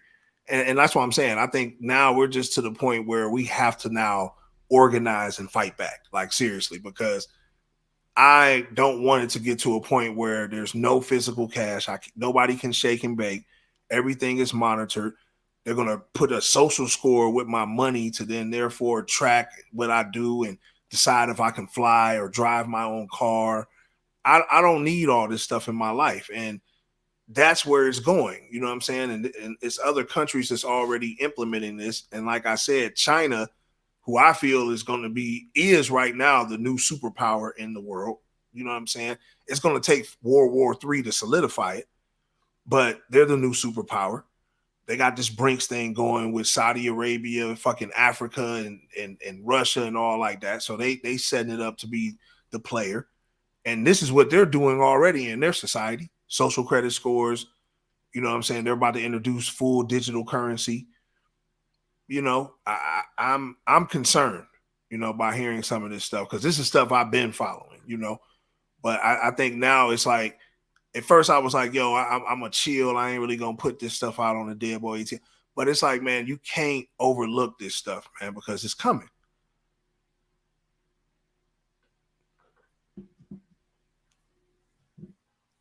I see you chiming in on that. She's muted. Oh, she just tapped. She just went. Oh shoot, my bad. My bad. I'm just, I don't know, but no, I agree with you though on that. The world is changing, like you said. China gonna be the next big thing, and then when they're gonna have, like you said, it's gonna have to take that World War II, World War III, 4, 5, 6 to happen. So shit. Yeah, that's kind of crazy. Why do you want paper money? Because paper money is untrackable. You feel what I'm saying? Like this niggas, they're untraceable. Like you can literally have a shoebox of money and that shit ain't taxed. Money that's sitting in my account, they can look into my accounts, my 401ks, all that digital where the money. money's coming from, where it's going. Right. Exactly. That's why I want up with what we got going on. That's why.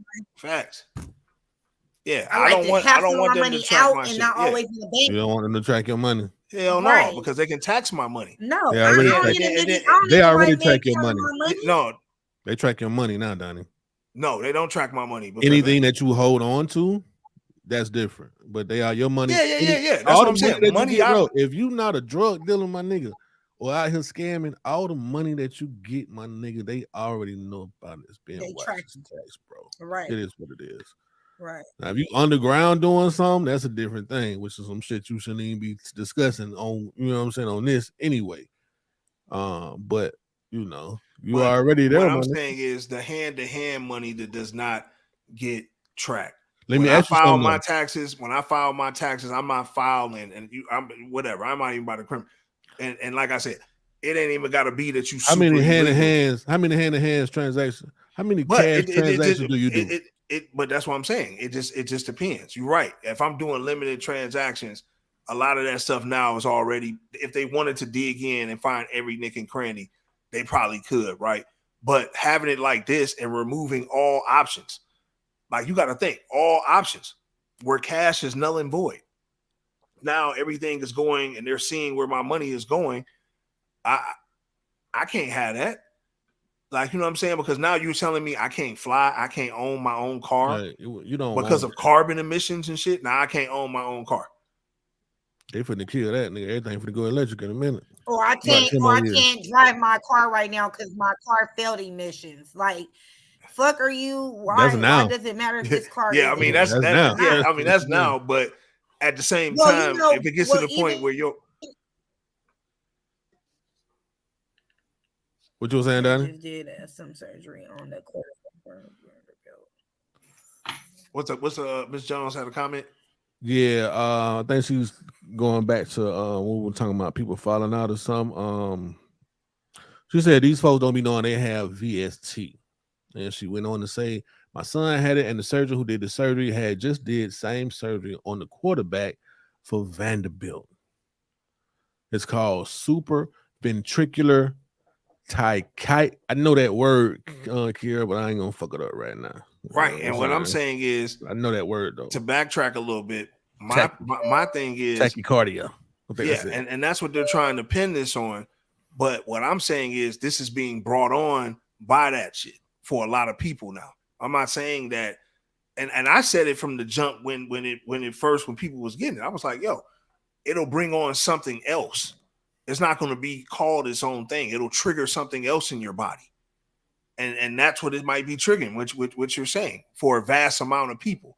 Not saying that people before this wasn't getting it. That's why they know what it is. You feel what I'm saying? But back to this right here, I mean, they're saying like they're going to provide housing as a service. So if you're going to provide housing as a service and I can't own or have my own home and it's just a service for me to have it, then therefore, what do I own anymore? You know, I don't have the rights for nothing. Do you think if you own your home, it should not be able to be taken from you? Well, I mean, technically, you don't even own your home because you pay taxes on the land that the home is built on from the bank. Yep. So whenever the bank want to raise taxes or do whatever, they can do it. And if you can't pay it, they can take your home that's on their land. So it's all monopoly controlled by the few. But the point I'm trying to make is we still have some type of ownership. I can go buy me a new car. I can go buy me a nice house. I can go, you know, all these things I can go do now. And yeah, you're right. I'm not making a lot of cash transactions, but money that you have put up or money that you might get once or twice a year in large sums in transactions in cash. I just want to be able to use physical cash. I think the fact of just having cash, I think is the best thing. I don't want everything that I get to be tracked because that means they can shut my card off at any time. Oh, okay, I done went over my carbon for the month. Now I got to shut my car off because I ate too much red meat this month or whatever the case may be. So I don't want it to get to that point where I can't control my day-to-day expenditures because that's what this is. This is what this is going to do. So I won't be participating in electrical cars. And my thing is, when do they plan on getting this shit together? I still see gas stations being built everywhere. I don't see no electrical stations being built. You know what I'm saying? Yeah, it's going to be a while. And the battery cost, they're going to have to break this down and make it affordable because right now electric cars are not affordable and they're not building the infrastructures to support it. I mean, electric cars are affordable, bro. They have not the ones electric but cars what I'm saying and is expensive like, ones. Right, but the ones like even a base model 4-door Mustang, right? They don't make those in gas; they make those in the electric. A base model is $40,000+. You said a Mustang, my nigga. You ain't saying. But what I'm saying though, I mean, like nobody wants a Focus though. Some people do. A lot of people do. Some people. That's some people. Millions of people drive them. Majority of people, black people especially, want Benzes, fucking BMWs, Chargers, Hellcats, Scats, Challengers, Camaros. Look on the Hellcats. That's last year. This is last year for them shits. Hell. Yeah, I mean it's the last year for them Hellcats and them demons. Yeah. It's the last year for the Hemis. Period. Yeah. You know what I'm saying? So yeah, man. Everybody's preparing to go electric. Everybody already got an electric car. Yeah, it is what it is. I say within about 10 know years, what Haley keeps talking about. I want a Tesla. Everybody's gonna be driving something electric, and they might get rid of gas for real, and we might be in a little Tesla soon. They're not gonna get rid of gas. It's just gonna be very expensive.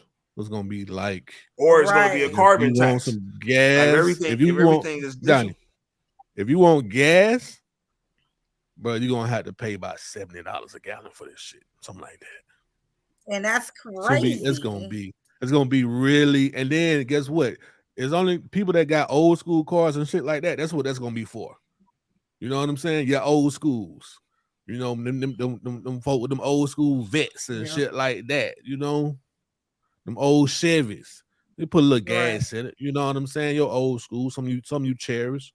You don't got to be driving that shit every day, but every day you hopping in electric. Right. You know what I'm saying? You ain't burning no gas. You burning battery. Right. It is what it is. That's the future. It's part of the future. You know what I'm saying? Shit, like right now, you talking about no cash. Shit, nigga ain't gonna be no cars either. Nigga, I'm paying for shit with my watch. You know what I'm saying? Right. So cards gonna be obsolete too, nigga. They gonna get rid of them shits. They're already tapping.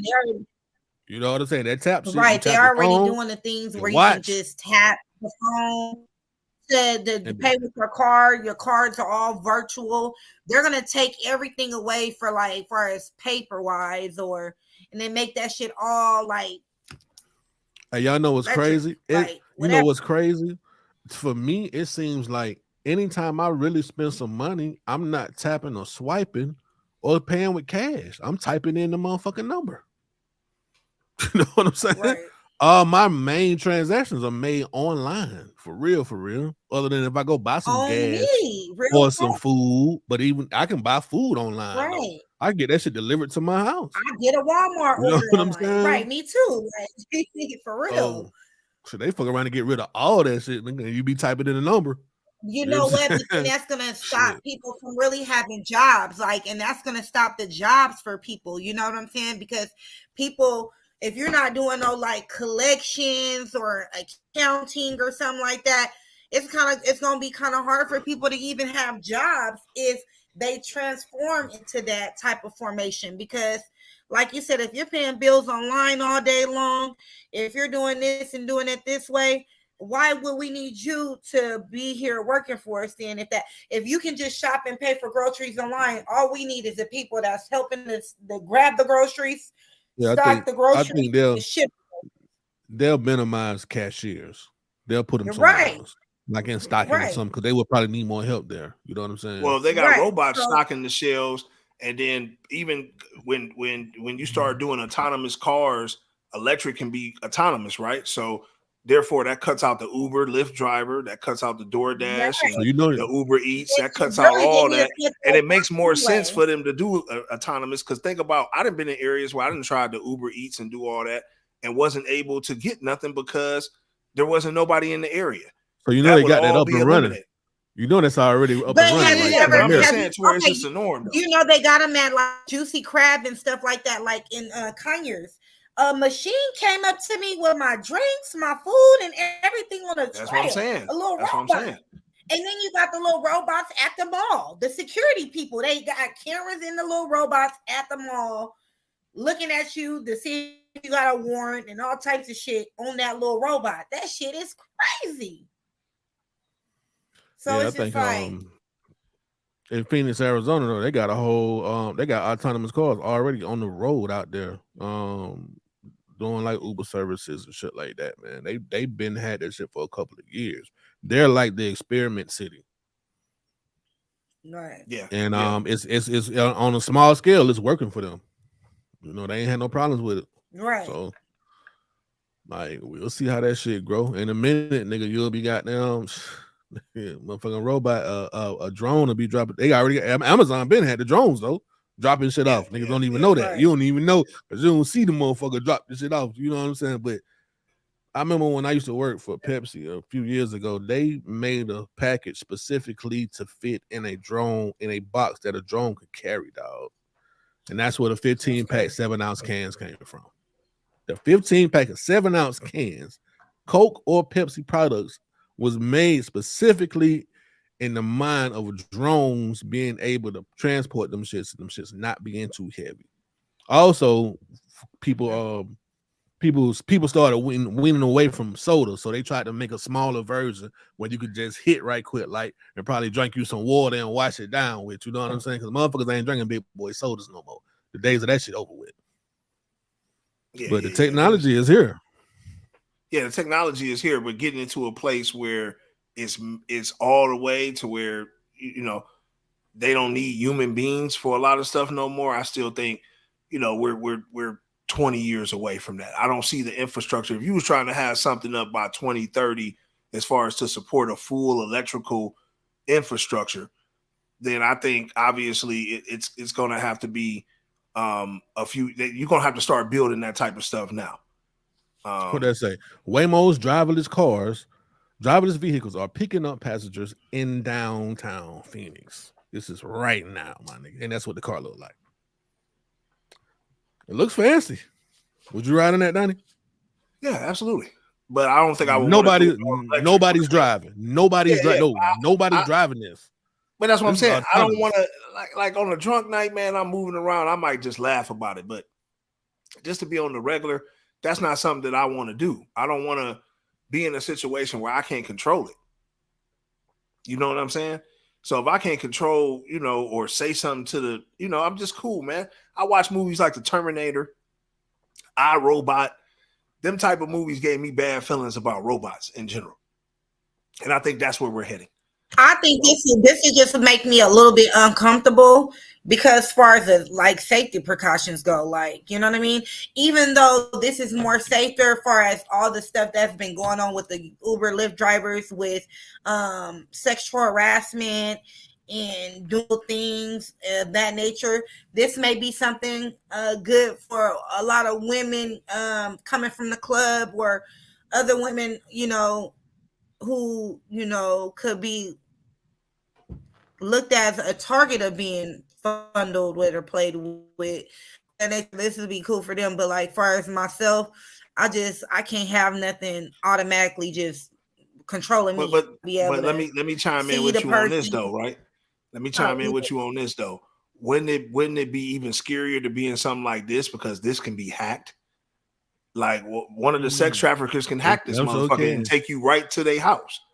Lock your doors, and there's nothing you can do. Right. That's why I wouldn't hop in. So at least with a person, right? If he trying to do something, Oz, I know you, my sis. You gonna fight? You can strike him. You whatever. You can't strike a machine if he locks the doors. With that thing on me. Right. Yeah. That part. It's nothing. At that point, all you got to do is cock your strap and be ready for the pull up wherever that car is taking you. So that's why I wouldn't want to be in those situations. I just wouldn't want to be in no situation like that. But yeah, man, I just wanted to bring some real world talk to y'all, man, about that, man. I just find that a lot of this stuff that we be seeing is very concerning, and you already know I'm going to address it on the DeadBolt ATL thing. Now, this next thing, obviously, man, is something that these are 3 low-key red flags in women, and the dating experts have gone viral from saying this. I want to hear what they got to say, man, and we're going to elaborate. We're going to give our opinion on it, but are they right about these traits? Bro. Man said dating expert is going viral after saying women with male friends aren't relationship material.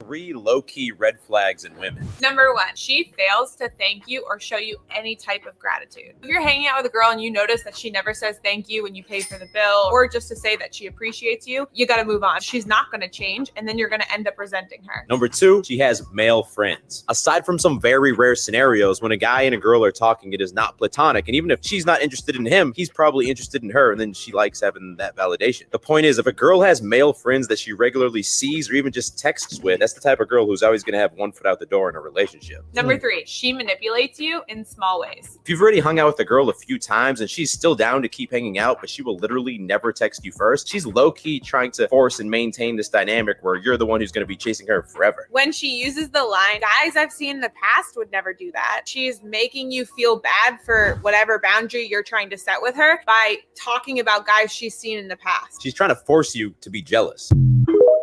3 low-key. Now, I want to let y'all kind of go first on that. You know what I'm saying? Whoever want to take the mic and give their elaboration on that. Do y'all see these as red flags? Hold on, I'm trying to read. I kind of agree with that, especially that first one, man. If she doesn't show any kind of gratitude, if she never says thank you, I appreciate you, we'll let that go right there, my boy, because she really don't. She don't get 2 shits about you. That's people in general, though. Same for women. If the man ain't showing no kind of appreciation, saying he's thankful or whatever, let that man go, man, because that man don't appreciate you. You know what I'm saying? He's probably taking advantage of the whole situation and taking you for granted. That number 2,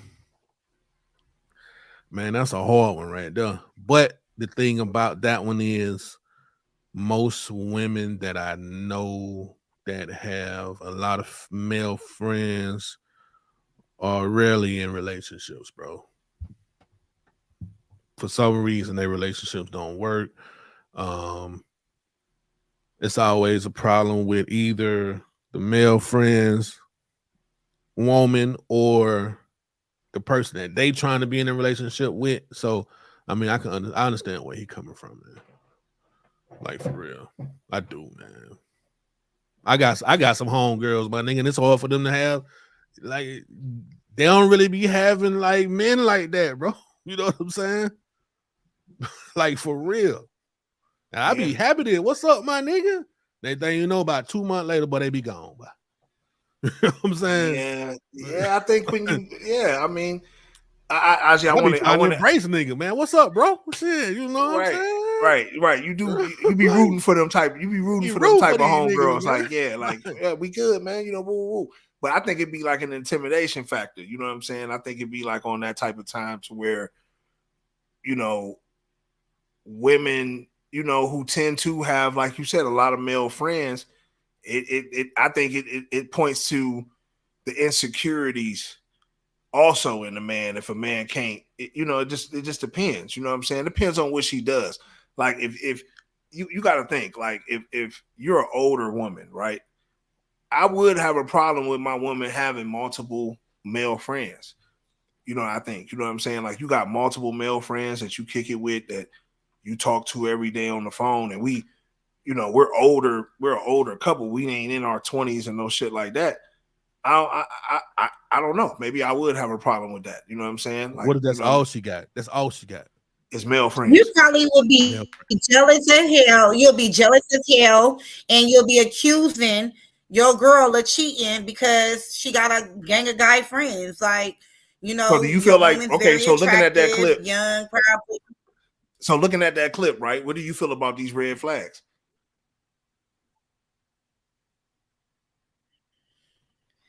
I just feel like you gotta have faith in your relationship, because my whole thing is always gonna be red flags, you know, especially when the girl is pretty, have too many guy friends, she likes to go out to the club, you're more laid back and chill. You know, it's a different situation, different strokes for different folks, but do you trust the woman that you're with to not be who you think she is? And she could be super faithful and a lot of guy friends, and you just got hella insecurity problems, you know what I'm saying? And that's a personal issue that you got to work on within yourself. If I can't hang out with my friends, with my guys, then yeah, well, not all the time though. Ashley, you can't hang out with them niggas. You can't be hanging out with dumb people all the time. Nah, this ain't going. We ain't going for that shit. Not all the time. I don't give a damn if I admit this nigga. We cool, me and this nigga cool. Y'all talking about going to goddamn motherfucking Thailand and shit together on the trip. Oh hell nah. What the fuck? But he the homie. Nigga, please. No. Nah, no. Donnie feel what I'm for saying, instance, though. if it's like a group of us, if it's a group of us, it's some suspicious about the group. Now y'all going on the cabin trip. That my man is interested in doing. Y'all going on the cabin trip. Are we going out to the club? My man don't like this particular club, or whatever the case may be. I'm going to this club. Oh, y'all going to the gay club? Don't really like it. He want to sit this one out.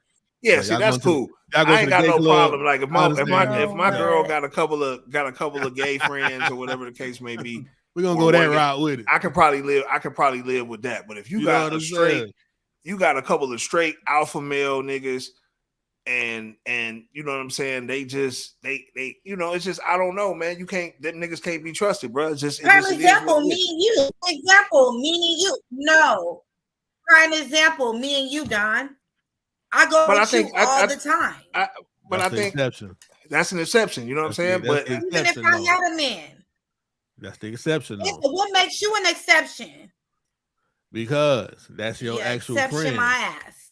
That's it. That's it. There's always the exception, because there are always men and women that have real friendships for real. But on the outside looking in to somebody that's dealing with them, yeah, that's a tough one. You know what I'm saying? It's gonna always be a tough one. Sometimes most niggas suck that shit up and be like, fuck it. Especially niggas that be doing their own little thing or whatever. You know what I'm saying? You can call it confidence or whatever it is, but it be a little more going on inside of that man brain. Some niggas just had a mindset for that shit. Some niggas don't. You know what I'm saying? There's a lot of the majority of men do not have the mindset for his woman, his precious find. And then you gotta think hanging too, around like, other you straight men. gotta think too, like it depends on this nigga blowing down your bumper every day. Like this nigga calling you every day, asking you how your day was, doing all this type of shit, like your friend would do, like your real, you know what I'm saying? Like, like your home girl or whatever, how y'all check on each other every day. Your male friend, you know, like I don't, you know what I'm saying? It'd be like, okay, boom, when it's time to do something, you know, I'm checking in, I'm timing in with you just on the woo. But it ain't like on no, like how this nigga putting it, like, hell no. Like, it can't be like I'm tucking you in every goddamn night. You got a whole man at the house. You feel what I'm saying? Like, I'm tucking you in, or I'm like, yo, I'm just making sure you made it home safe with the baby. Like, what the fuck? Like, I you know what I mean? We drinking coffee together in the morning on the wake up. Yeah. You know what I'm saying? On the phone and shit. Yeah, like sometimes, you know what I'm saying, the convo might lead to that. If we got something to talk about, we have a couple of good days where we going strong. But if it's like on some everyday type shit and this nigga, like he the nigga you run to when there's an issue and all that, hell no. Yeah, that's strange, man. That's strange. I think a lot of women know how to play their position when it comes to them kind of situations though. Once a woman finds somebody that she wants to be really serious with, she'll kind of fall back from the male friends. You know what I'm saying? She'll keep contact. They'll still hang, but it won't be the same. You know what I'm saying? And then they'll be introduced into be my best friend at that point, right? Yeah. But then guess what though? Who's introduced into the circle though, Ashi? Is your man introduced into the circle of your friends, or are your friends introduced into the circle of y'all relationship? If you feel what I'm saying, who's introduced to who? And then if he's introducing your friends be like, man, we don't like that nigga. You know, how is that going? That's why I try to keep my relationship. To be honest with you, I try to keep my relationship. No, but for real, I try to keep my relationship away from my friends just to prevent a conflict of interest. Like what I got going on inside of my home don't need to be as the people I deal with. That just keeps the peace in my home, our energy right, and the vibes going, the mood still going. Because at the end of the day, misery loves company. A lot of people don't like to see you happy. So they got their opinions, how you're stating. I don't like that nigga. Well, you ain't fucking this nigga. You ain't with this nigga. You ain't going on trips and dates with this nigga. Like, you ain't got to worry about this nigga. Do you like my nigga? So it's like, at the end of the day, like, I look at it as I keep my, whatever I'm dealing with in-house, don't need to be exposed to everybody. Me and my man are going out with couples. Me and my man are going out with his wife, her husband, things like that of that nature, comedy show, things of that nature. We're not going to do this with a whole bunch of my single friends and couples sometimes don't mix, period. So you guys just have to learn to keep it separate. And like I said, eventually, like you said, once you are with your man, your men friends tend to fade away. She's in a Donnie, how do you handle that? Like my nigga becomes my best friend, like 56. Donnie, how do you handle that as a man with female friends? If you're in a situation, if you're in a relationship, how do you handle? I guess how do you handle your relationships with these females that are just so friends? It will be the same way that she's saying. Like you got to keep it separate, and you also there's no female friend that like is tucking me in at night. Like you feel what I'm saying? Like it wouldn't be on that type of time. Like you're not tucking me in at night. You know what I'm saying? If we have a situation where we gonna go out and hang out, you know what I'm saying? We'll all go out and hang out, whatever the case may be. You know, when it's time to have conversations, if you need me for some real shit going on, of course. You feel what I'm saying? But you ain't tucking me in tonight. That can't happen because I gotta expect my female to she might feel some type of way about it. Yeah, she definitely gonna feel some kind of way. Yeah. Okay, shout out to Miss Jones. I don't know if you heard Miss Jones. She said, what if your male friends is gay? Well, A lot of shit that's going on now is that, you know, but you already gays said are that. snapping You out of it answered though. that. Yeah, I already answered that. Man, Like, look here, man. Let me tell you. Let me tell y'all something, man. Let me tell you what I answered see. that earlier. You I said I see black women. It's black women. Y'all said fuck dogs, and y'all started going to get the gay black bestie. Well, y'all tell all y'all problems too. He tell you to leave that nigga. You don't deserve him. Y'all got rid of the little poodles and shit. Now y'all gonna get the gay black men to be our motherfucking dogs. It is what it is. I see this shit every day. Most black women have a gay best friend. I said, you got a gay black, you got a gay best friend? You see what I'm saying? Yes, I do. I cook for him every night. Yes, I do. I mean, you know, it Yeah, is that's what all- it But is. I don't gossip with him.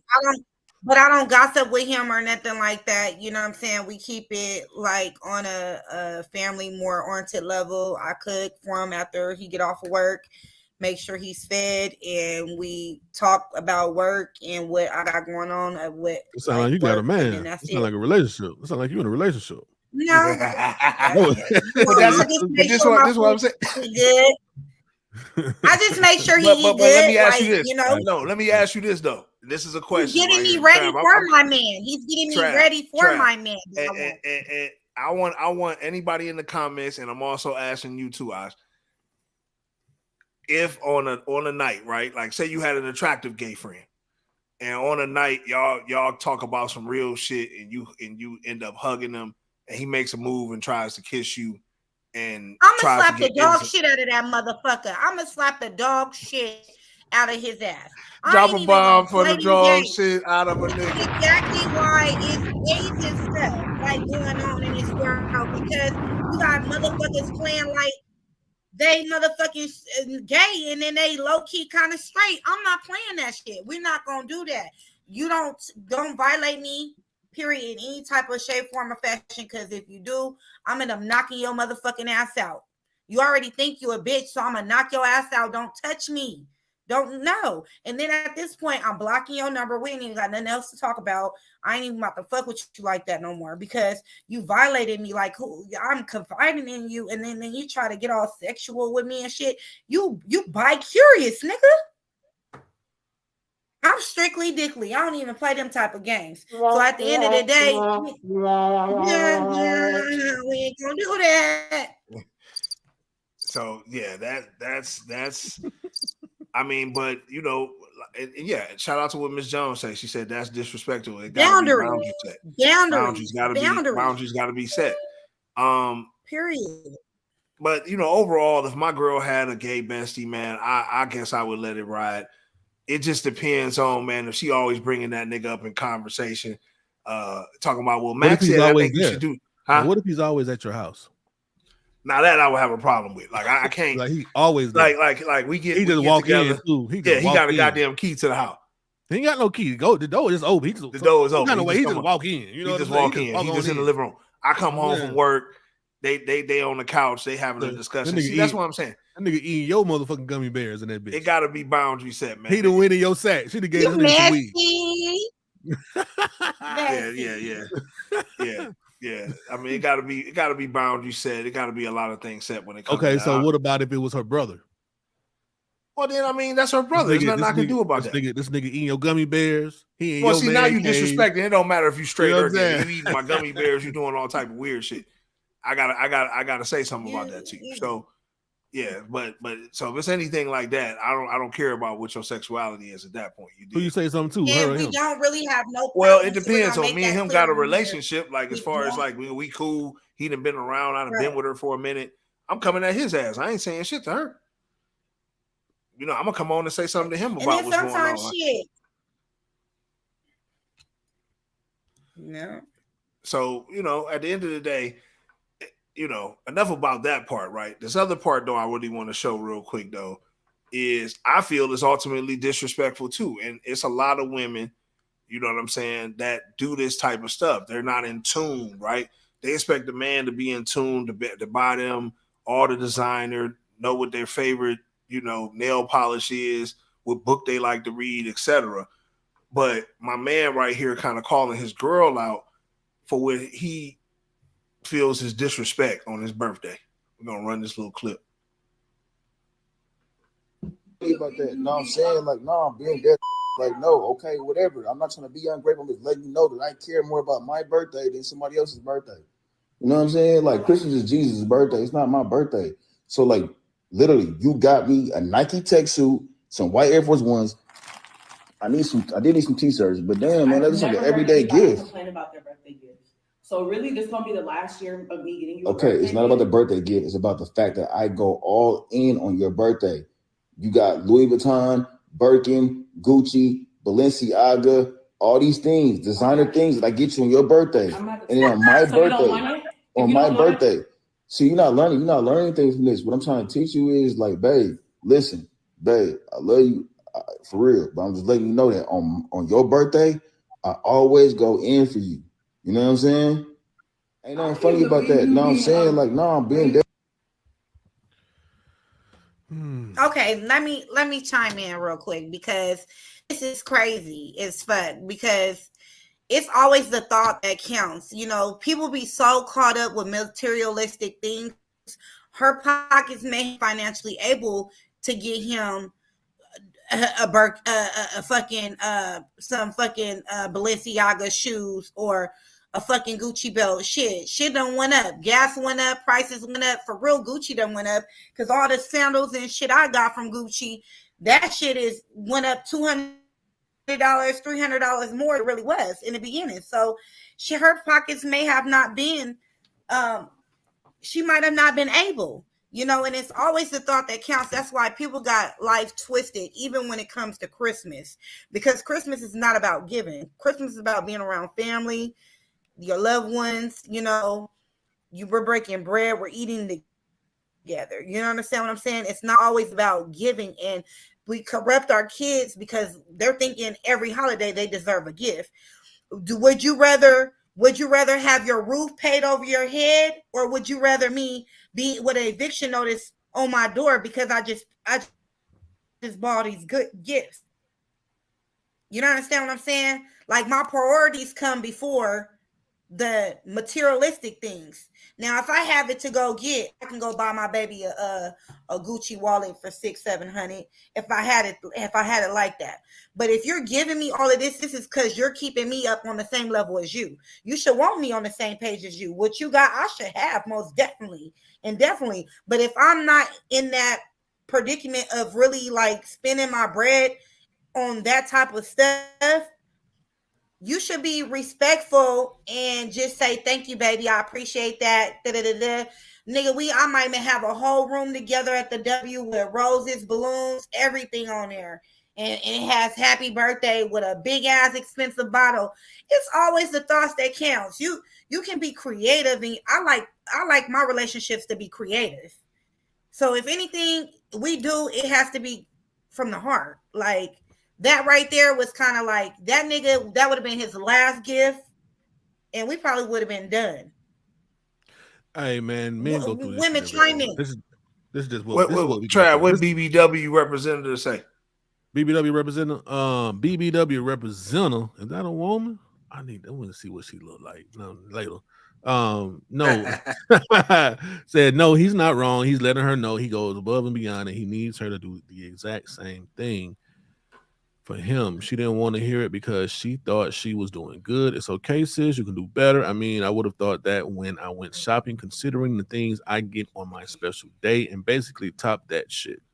If not, stop accepting the high quality gifts if you're not into reciprocating their love language. All right, let me say something about this, dog, because as a man who has been in relationships and bought gifts and shit, I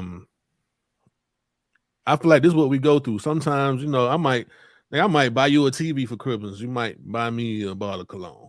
You know what I'm saying? Or some shit like that. Then it might be some bullshit that you know I don't even motherfucker. I would never well, but you bought a gift. You know, sometimes people don't see it that serious. You know what I'm saying? Now, if I request something or tell you what I want, see, nowadays, now you can check my Amazon wish list. So a motherfucker can check something off them boxes. So I'm gonna be happy if she checks something off them boxes, no matter what it is. You know what I'm saying? It might be a motherfucking battery pack or something. And then I might spend $1,000 on you or something. But if you buy me that, then I felt like, you paid attention to some shit that I wanted. You know what I'm saying? So and I respect that respectfully. And I do think men go through this type shit all the time. We go overboard when it comes to buying gifts for our woman because that's just what we do. And sometimes, we get let down. But I think she was actually thinking that she was doing all right for the nigga though. No matter what, she buy him, he buy her. I feel like shit. He got a brand new pair of white ones. Nigga, shit, I would have been happy. Shit, you know what I'm saying? I mean, white ones, it's a white tee. Man said he needed the tees though. That was just some random shit. You know what I'm saying? She bought the nigga a fit. She spent a couple $100 on the nigga. You know what I'm saying? Ain't like she went and spent $30. She spent a couple $100. Right. So compared to maybe the $1,000 that he spent on her birthday, I mean, I don't actually think he came out bad, my nigga. I think he tripping a little bit. You can't really compare. That's what people get wrong though. You can't compare gifts. I swear to God, when I was in high school, I was with this baller ass nigga in high school. I was just in high school. I had like square part-time jobs. This nigga is really out there getting to a bag. He put me in my Coogee at this when Coogee was popping and Dorian was popping and Jay's. Like he gave me stuff. He told me I was gonna always match his fly. Did he ask me to? Oh, I got you this to get me that? No, all he wanted from me was my love, me being loyal, me just being there. Like I fed him, bathed him, washed his clothes. Like we was young. I think a lot of people. That nigga I think was a lot of people. I think a lot of people be looking at motherfucking celebrities and how they gift each other, like how old girl did Moneybag Yo. Nigga, no, you're not getting 22 acres of land or whatever that shit is. That's not happening, bro. You know what I'm saying? But you know what? Though, sometimes, like you said, though, it's the thought that counts, though. So it is at the end of the day, right? T-shirts. I mean, I can't even say that's whatever, right? I could have just been thrown in there. You could have got a book or something like that I like to read. If you know I like to read, or a massage car. I mean, whatever. Like, I just feel like Air Force Ones. Maybe it was more not about the price, but just the thought. Like, okay, something that you pay attention to. Like, you buying me some Air Force Ones, I might not even be my flavor. I might not like all white lows. He probably do though. She probably know that. That's why she got them for him. She probably knew he needed a new pair. Right. But real, everything. I'm sure everything she got him. Like he said, I need the T-shirts. Shit, she knew that nigga was gonna need that shit. Like for instance, I got my little guy friend. I got my little. But let me tell you something. I had a couple friends that I done gave gifts to. I done bought them some Tommy Hilfiger sleepers with a Tommy Hilfiger white tees to match the sleepers. I done got you a black Coach fucking cologne, like shit that smelled gut and expensive. Like, I'm telling you, it's the thought that counts, and it's not all about materialistic things. That's why sometimes I hate TV, because people like to follow the trend. Like, be yourself, be you. You know what I'm saying? And if you knew who you was dealing with prior to getting this relationship, that nigga shouldn't even came out here like that. That nigga is gay. Like, nigga, you don't ever, you should have, first of all, it'd have been a different story if you set out a couple things you told me you wanted, and then I decided which I wanted to give you out of what you wanted, far as your list. And then that'd have been cool. But for you to tell me something like that in front of me after I gave you a gift on your birthday, typically you don't even tell somebody what they want. When my friends ask me what you want for your birthday, you already know me. I'm basic. You can give me a bottle, whatever, anything. It don't matter. It's the thought that counts. But people like really got life twisted. Like, this is what you'll get a person on Christmas. Like, what? Christmas be paying this car note, rent, and these bills. Because I work for Comcast, and it's people calling in. He probably trying to get rid of her for his birthday. Go ahead and piss her off. You know what I'm saying? Let me go, because I got some other shit going on later on. It's my birthday. Let me go and piss her off. That's exactly. Same here, my girl. Yes, period. She'll be all right. He like, she'll be all right. Yeah, she told me she ain't gonna talk to me no more about me. Yeah, whatever. I'll talk to her tomorrow. Let me go ahead and let's go and get this on in the bud. Let's get her up out of here. Period, Mrs. So she can go on about her business. You know what I'm saying? I'm gonna wear the white ones out tonight. Okay, so look, last situation, man, before we get into the fuckery, right? Now, this last situation, obviously, now, who do you think is wrong in this next situation we about to talk about? Now, if we about to get ready to get married, tie the knot, or do something that's symbolic, right? Do we decide to go and let's say get some tattoos? Say I'm the one that go get the ring tattoo, I get mine done first, and you don't decide to go through with it. Who is in the wrong in this situation? Because my brother right here just got caught up in some bullshit. Try to run the clip. You really not gonna get my name? I'm gonna get it, just not today. Yeah, you about to get my name. She about to sit down, brother. You can No, start setting up, I'm brother. not getting it today. You I already serious? told him, yeah, this was your idea. This was all your idea. How you gonna play on me like that? How you gonna play on me like that? I'm not playing on, okay, but I'm not playing on you. I told you I'll get it, I just don't want to get it right now. You could have said that from the jump. No, I thought I was gonna get it, but I'm changing my mind right now. I'm still gonna get it, I'm just not gonna get it right now. You're lying. No, I'm not. You're lying. You're trying to play on me. No, I'm not. Man, I knew you This was was gonna your do this, so idea. you really You not gonna played get my this, name, okay, brother? well, if you feel like that, you played this up. This was your idea.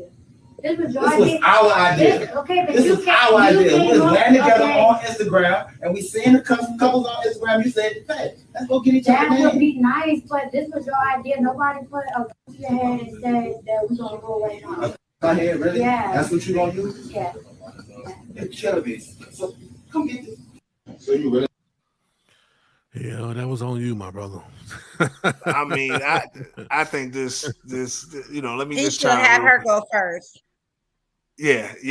I mean, like, you know, you jumping up, and this is what I'm saying. This is like what I feel about. You got to know your lady. You got to know who you dealing with, right?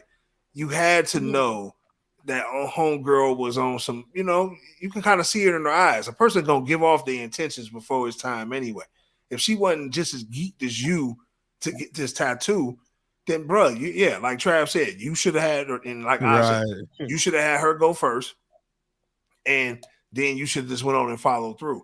But yeah, immediately I'm getting that removed off of me there, man. Cover this shit up. We ain't about to play them games. Like right now. Right now. That's Like what he right said. now. I think that's what he was about to say. Yo, come get this shit off me. Like, I think that's what he said at the end. Like, yeah, it ain't nothing else to talk about. She was like, yeah, nigga tatted my name. Like, girl, bye. This tattoo's going today. Like, I literally, the one I was talking about, my high school sweetheart, we literally got our names tatted together at the same time. He went and I went. We both got it done, and that was it. But yeah, he should have let her go first. Nigga say he gonna do it, he gonna do it. So it's you gotta, females can just be punking out right then and there. Like, she already knew from the gates when she went in there she wasn't gonna get it done. All bad. So it's like she just played him to the left. Like he said, you played me. And that was like very selfish of her. Yes, hella ungrateful. That was very unselfish of her. And I think, you know, like I said, you know, that's why men like tats, all that don't even mean nothing. Like, Hey, somebody in the comments said, Chuck D said she subconsciously lost respect for that nigga as soon as he tatted her name on him. She said, "You lame ass nigga." She basically chumped homie off. Like, man, well, it's your idea anyway, my nigga. Go ahead. You can take it how you want to take it. Blah, blah, blah. I mean, that is on some ungrateful, some loss of respect. A lot of that shit wrapped into one. And yeah, I would have got that removed off of me ASAPer, nigga. That shit's coming off. We ain't even playing them type of games at all. Hey, Ice Trace got down 2X said, "Go get a black woman, my G." Yeah. There's a white chick, ain't it? It is that is a white chick. Yeah. I mean, you know, they move a little different, man. You know. Yeah. Daddy might not be with that. That's definitely one of those things to where Daddy, he ain't Daddy with ain't that. having that. You know what I'm saying? Yeah, she probably had like a little thought in her head, like, I don't think I need to go through with this one. I don't need to go through with this one. But at the end of the day, man, you know what I'm saying? the topics. Obviously, we went around the galaxy, man, and went through hip hop news, everything that was affecting the culture. Now we got to get into the fuckery. You know what I'm saying? The fuckery, obviously, man, it does not stop. It does not have any boundaries. It's like fucking a mutating virus. Nigga, it's turning motherfuckers. People are always like, we have so many fuckeries that we can post. We could really just make a show with all fuckeries for real. But this one, man, was probably one of the wildest ones. And it reminds me of like with Mike Tyson, why he was training these motherfuckers at one point in time. This ain't far-fetched though, because this is something that they were used for back in the day. Yeah, that's what I'm saying. And it make me wonder, because now, it's a couple people I'm seeing with pigeon farms and all this type of shit. But you know what I'm saying? The fact that the pigeon is wearing the backpack, man. Like I don't know who to get. Like, do you lock up the pigeon for this situation?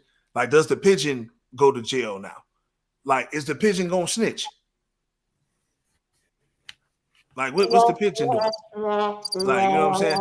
Is the pigeon I got to know who your supplier is. How do they know? Okay, the pigeon was caught bringing it in, but who did he bring it to? Man, they say the pigeon was arrested, dog, after it was caught attempting to smuggle a package of crystal meth into a prison in British Columbia, my nigga. They arrested a bird. We're gonna put him in a bird cage. You know what I'm saying? I mean, yeah, I mean, that's what I'm saying. How does that's what I was looking for right there? They're gonna put him in a bird cage. See, I pulled a laugh. Damn. I'm gonna get you to it. but yeah, I mean, was this a situation right here to where it's like, yo, like, is the pigeon gonna suffer for this shit? Is he standing trial? This is something that I need to know. Like, I need to know this, Craig. Ain't nothing they can do to the bird. Put him with some more birds. Yeah, in the chicken coop. It is what it is. But yeah, this is a wild one, man. But yeah, free the homie, man. Free the homie, man. Free the pigeon. Free the plug. You know what I'm saying? That nigga went to go take matters into his own hands. So definitely shout out to the pigeon. I definitely that was smart though. Shit. Yeah, I mean, that was smart. Yeah, because the pigeon fly right up to the fucking window. Like, yeah, here you go, nigga. Window, here you go. Yeah, yeah. I wonder how the fuck they caught that. I guess they seen that big ass backpack on the. Right. They seen the backpack on the pigeon. Man, let me pull that picture back up. Man, they got on a whole JanSport. Hey, shout out to these niggas, man. I gotta get a fuckery, man. I'm just saying, the fuckery definitely goes to the prison guard. That's crazy, you know what I'm saying? Flat out. That's crazy. This next situation, man, like right here, man, this is obviously crazy, man. And first off, if you're gonna get baptized, if you're gonna go into the water, whatever, you definitely don't want to do it in a creek. I don't know how this shit even happened, but the fact that this happened just blows my mind. Let's run this.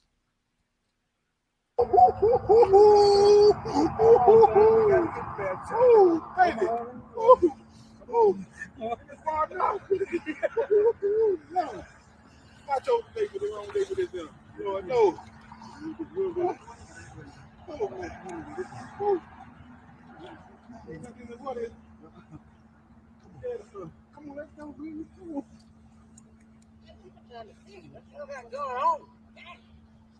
Hey, y'all, hold on, man. Hold on, man. I'm just trying to do this right now. It's gonna be all right. Oh, come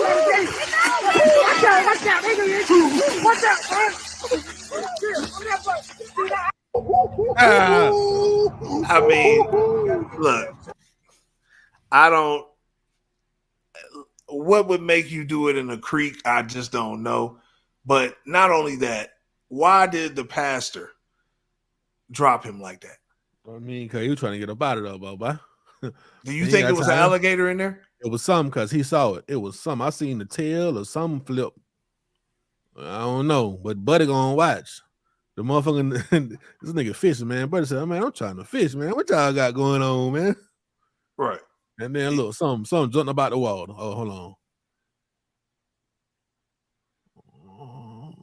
Oh no, shit. It look like that nigga legs. Yeah, that was his legs. Yeah, I ain't really see nothing in, but shit, something happened. Yeah, I mean, first off, I'm not getting baptized in no dirty ass creek. You know, secondly, yeah, I wonder how an alligator, like, where are they at to where it looks like an alligator would be in there? Ain't no telling. You know, it's obviously a little waterway connected to some. You know, depending on what state you in. If you in Florida, man, they be everywhere. So yeah, ain't no telling, dog. Yeah, so shout out to the preacher, man. Yeah, that that situation. What you talking about, Kier? Is that a late comment? If that shit just pop in late, honestly goes a long way in mind games. Lame as fuck. What you talking about? Yeah. See, I think that chimed a little late. Okay, late, huh? But this next one, man, this one kind of pissed me off. You know, watching this right here, I feel like it was just total disrespect. Seeing this whole situation unfold. I want to get this little clip up, man. See, and this is where we got to stop filming shit and we got to goddamn take action.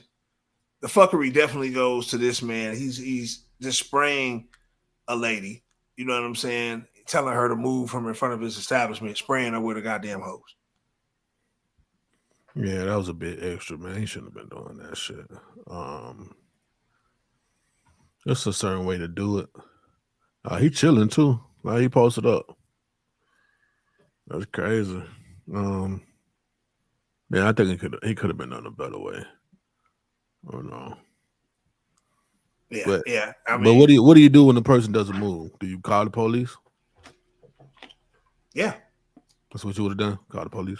I mean, especially if the person's homeless, ain't got nowhere to go. You know, maybe I might offer them a job. You know, try to help them out, do something, you know, to help. You know, this guy looks like an old ass prick that was around when slavery was around.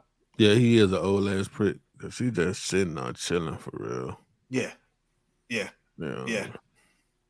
just sitting. Hey, baby, like she had no pistol. She should have shot his ass.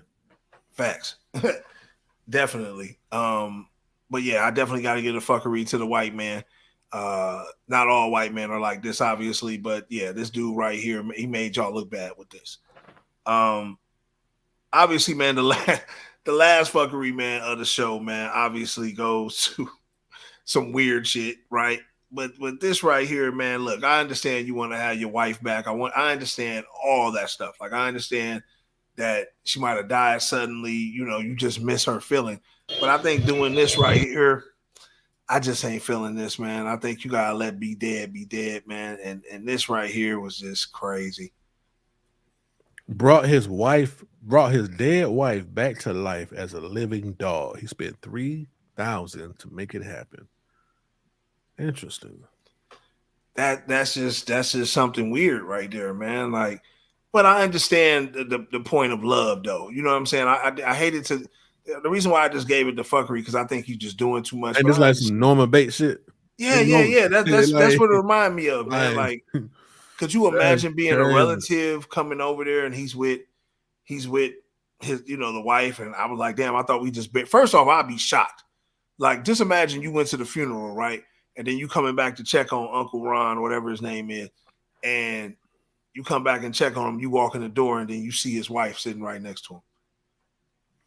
Check out this comment, man. Nation of Coco said this man loves his wife. The ones that think this is weird be having their mistress at the funeral as a family friend. This is loyalty and devotion in practice.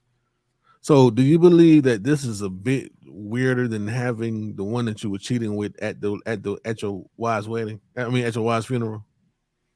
It's just weirder than that. You know what I'm saying? I think there's two different things. I think that is disrespectful. I don't think that's weird. Okay. I just think you're being a little disrespectful. That's definitely being disrespectful. But this right here goes under the category of a little weird. Yeah, this is weird. You had to get her made into it. You know what I'm saying? It's like, I can understand getting a picture. I can understand. I mean, just like, what are you doing? You're talking to her every day. You're consoling her. You know, it's got to be So you know the dog got the pussy hole, all that asshole. Yeah, that's what I'm saying. So you think he fucking the dog?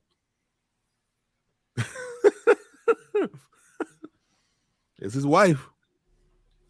Yeah, absolutely, man. Like it's one of those situations to where you feel what I'm saying. Like, yo, I can't see it. You know, this is some weird shit. This is something that I wouldn't recommend doing. You know, I'm not digging nobody out the grave getting them made as a live dog. That's just not happening. So I got to give homie the fuckery for that. And with that, man, obviously, man, we end the show. We appreciate everybody for chiming in on the live stream. Who chimed in? You know, it's always love, man. We appreciate y'all, DeadBolt ATL. Y'all catch us going live stream every week, Wednesdays or Thursdays, man. You know what I'm saying? We're going to pop out, man, talk shit and swallow spit with my brother Trav. Trav, man, let them know where they can tap in with us at and where to subscribe to. YouTube, Twitch, Twitter. For the live stream, that's where we at currently. Make sure you follow us on Instagram. Make sure you go on Facebook and like our page. Also follow us on Twitter. Yeah, that's about it, y'all. Yeah, man. Shout out to Aji So Lit for chiming in, man. Shout out to Aji. Yeah, chiming in on a lot of topics. You know what I'm saying? You know, we're gonna be bringing guests on the show. You know, just all types of different guests, you know, to come in and talk shit and swallow spit with niggas. You know what I'm saying? So, especially for people, man, who be commenting, supporting the channel and stuff, definitely want to get y'all on board, man. So y'all know what it is. Make sure y'all tell y'all friends, y'all family about the show, the podcast. If y'all didn't catch us live, obviously you can catch us on the replay. It's your boy Don Peoplez and Trav. DeadBolt. Gone.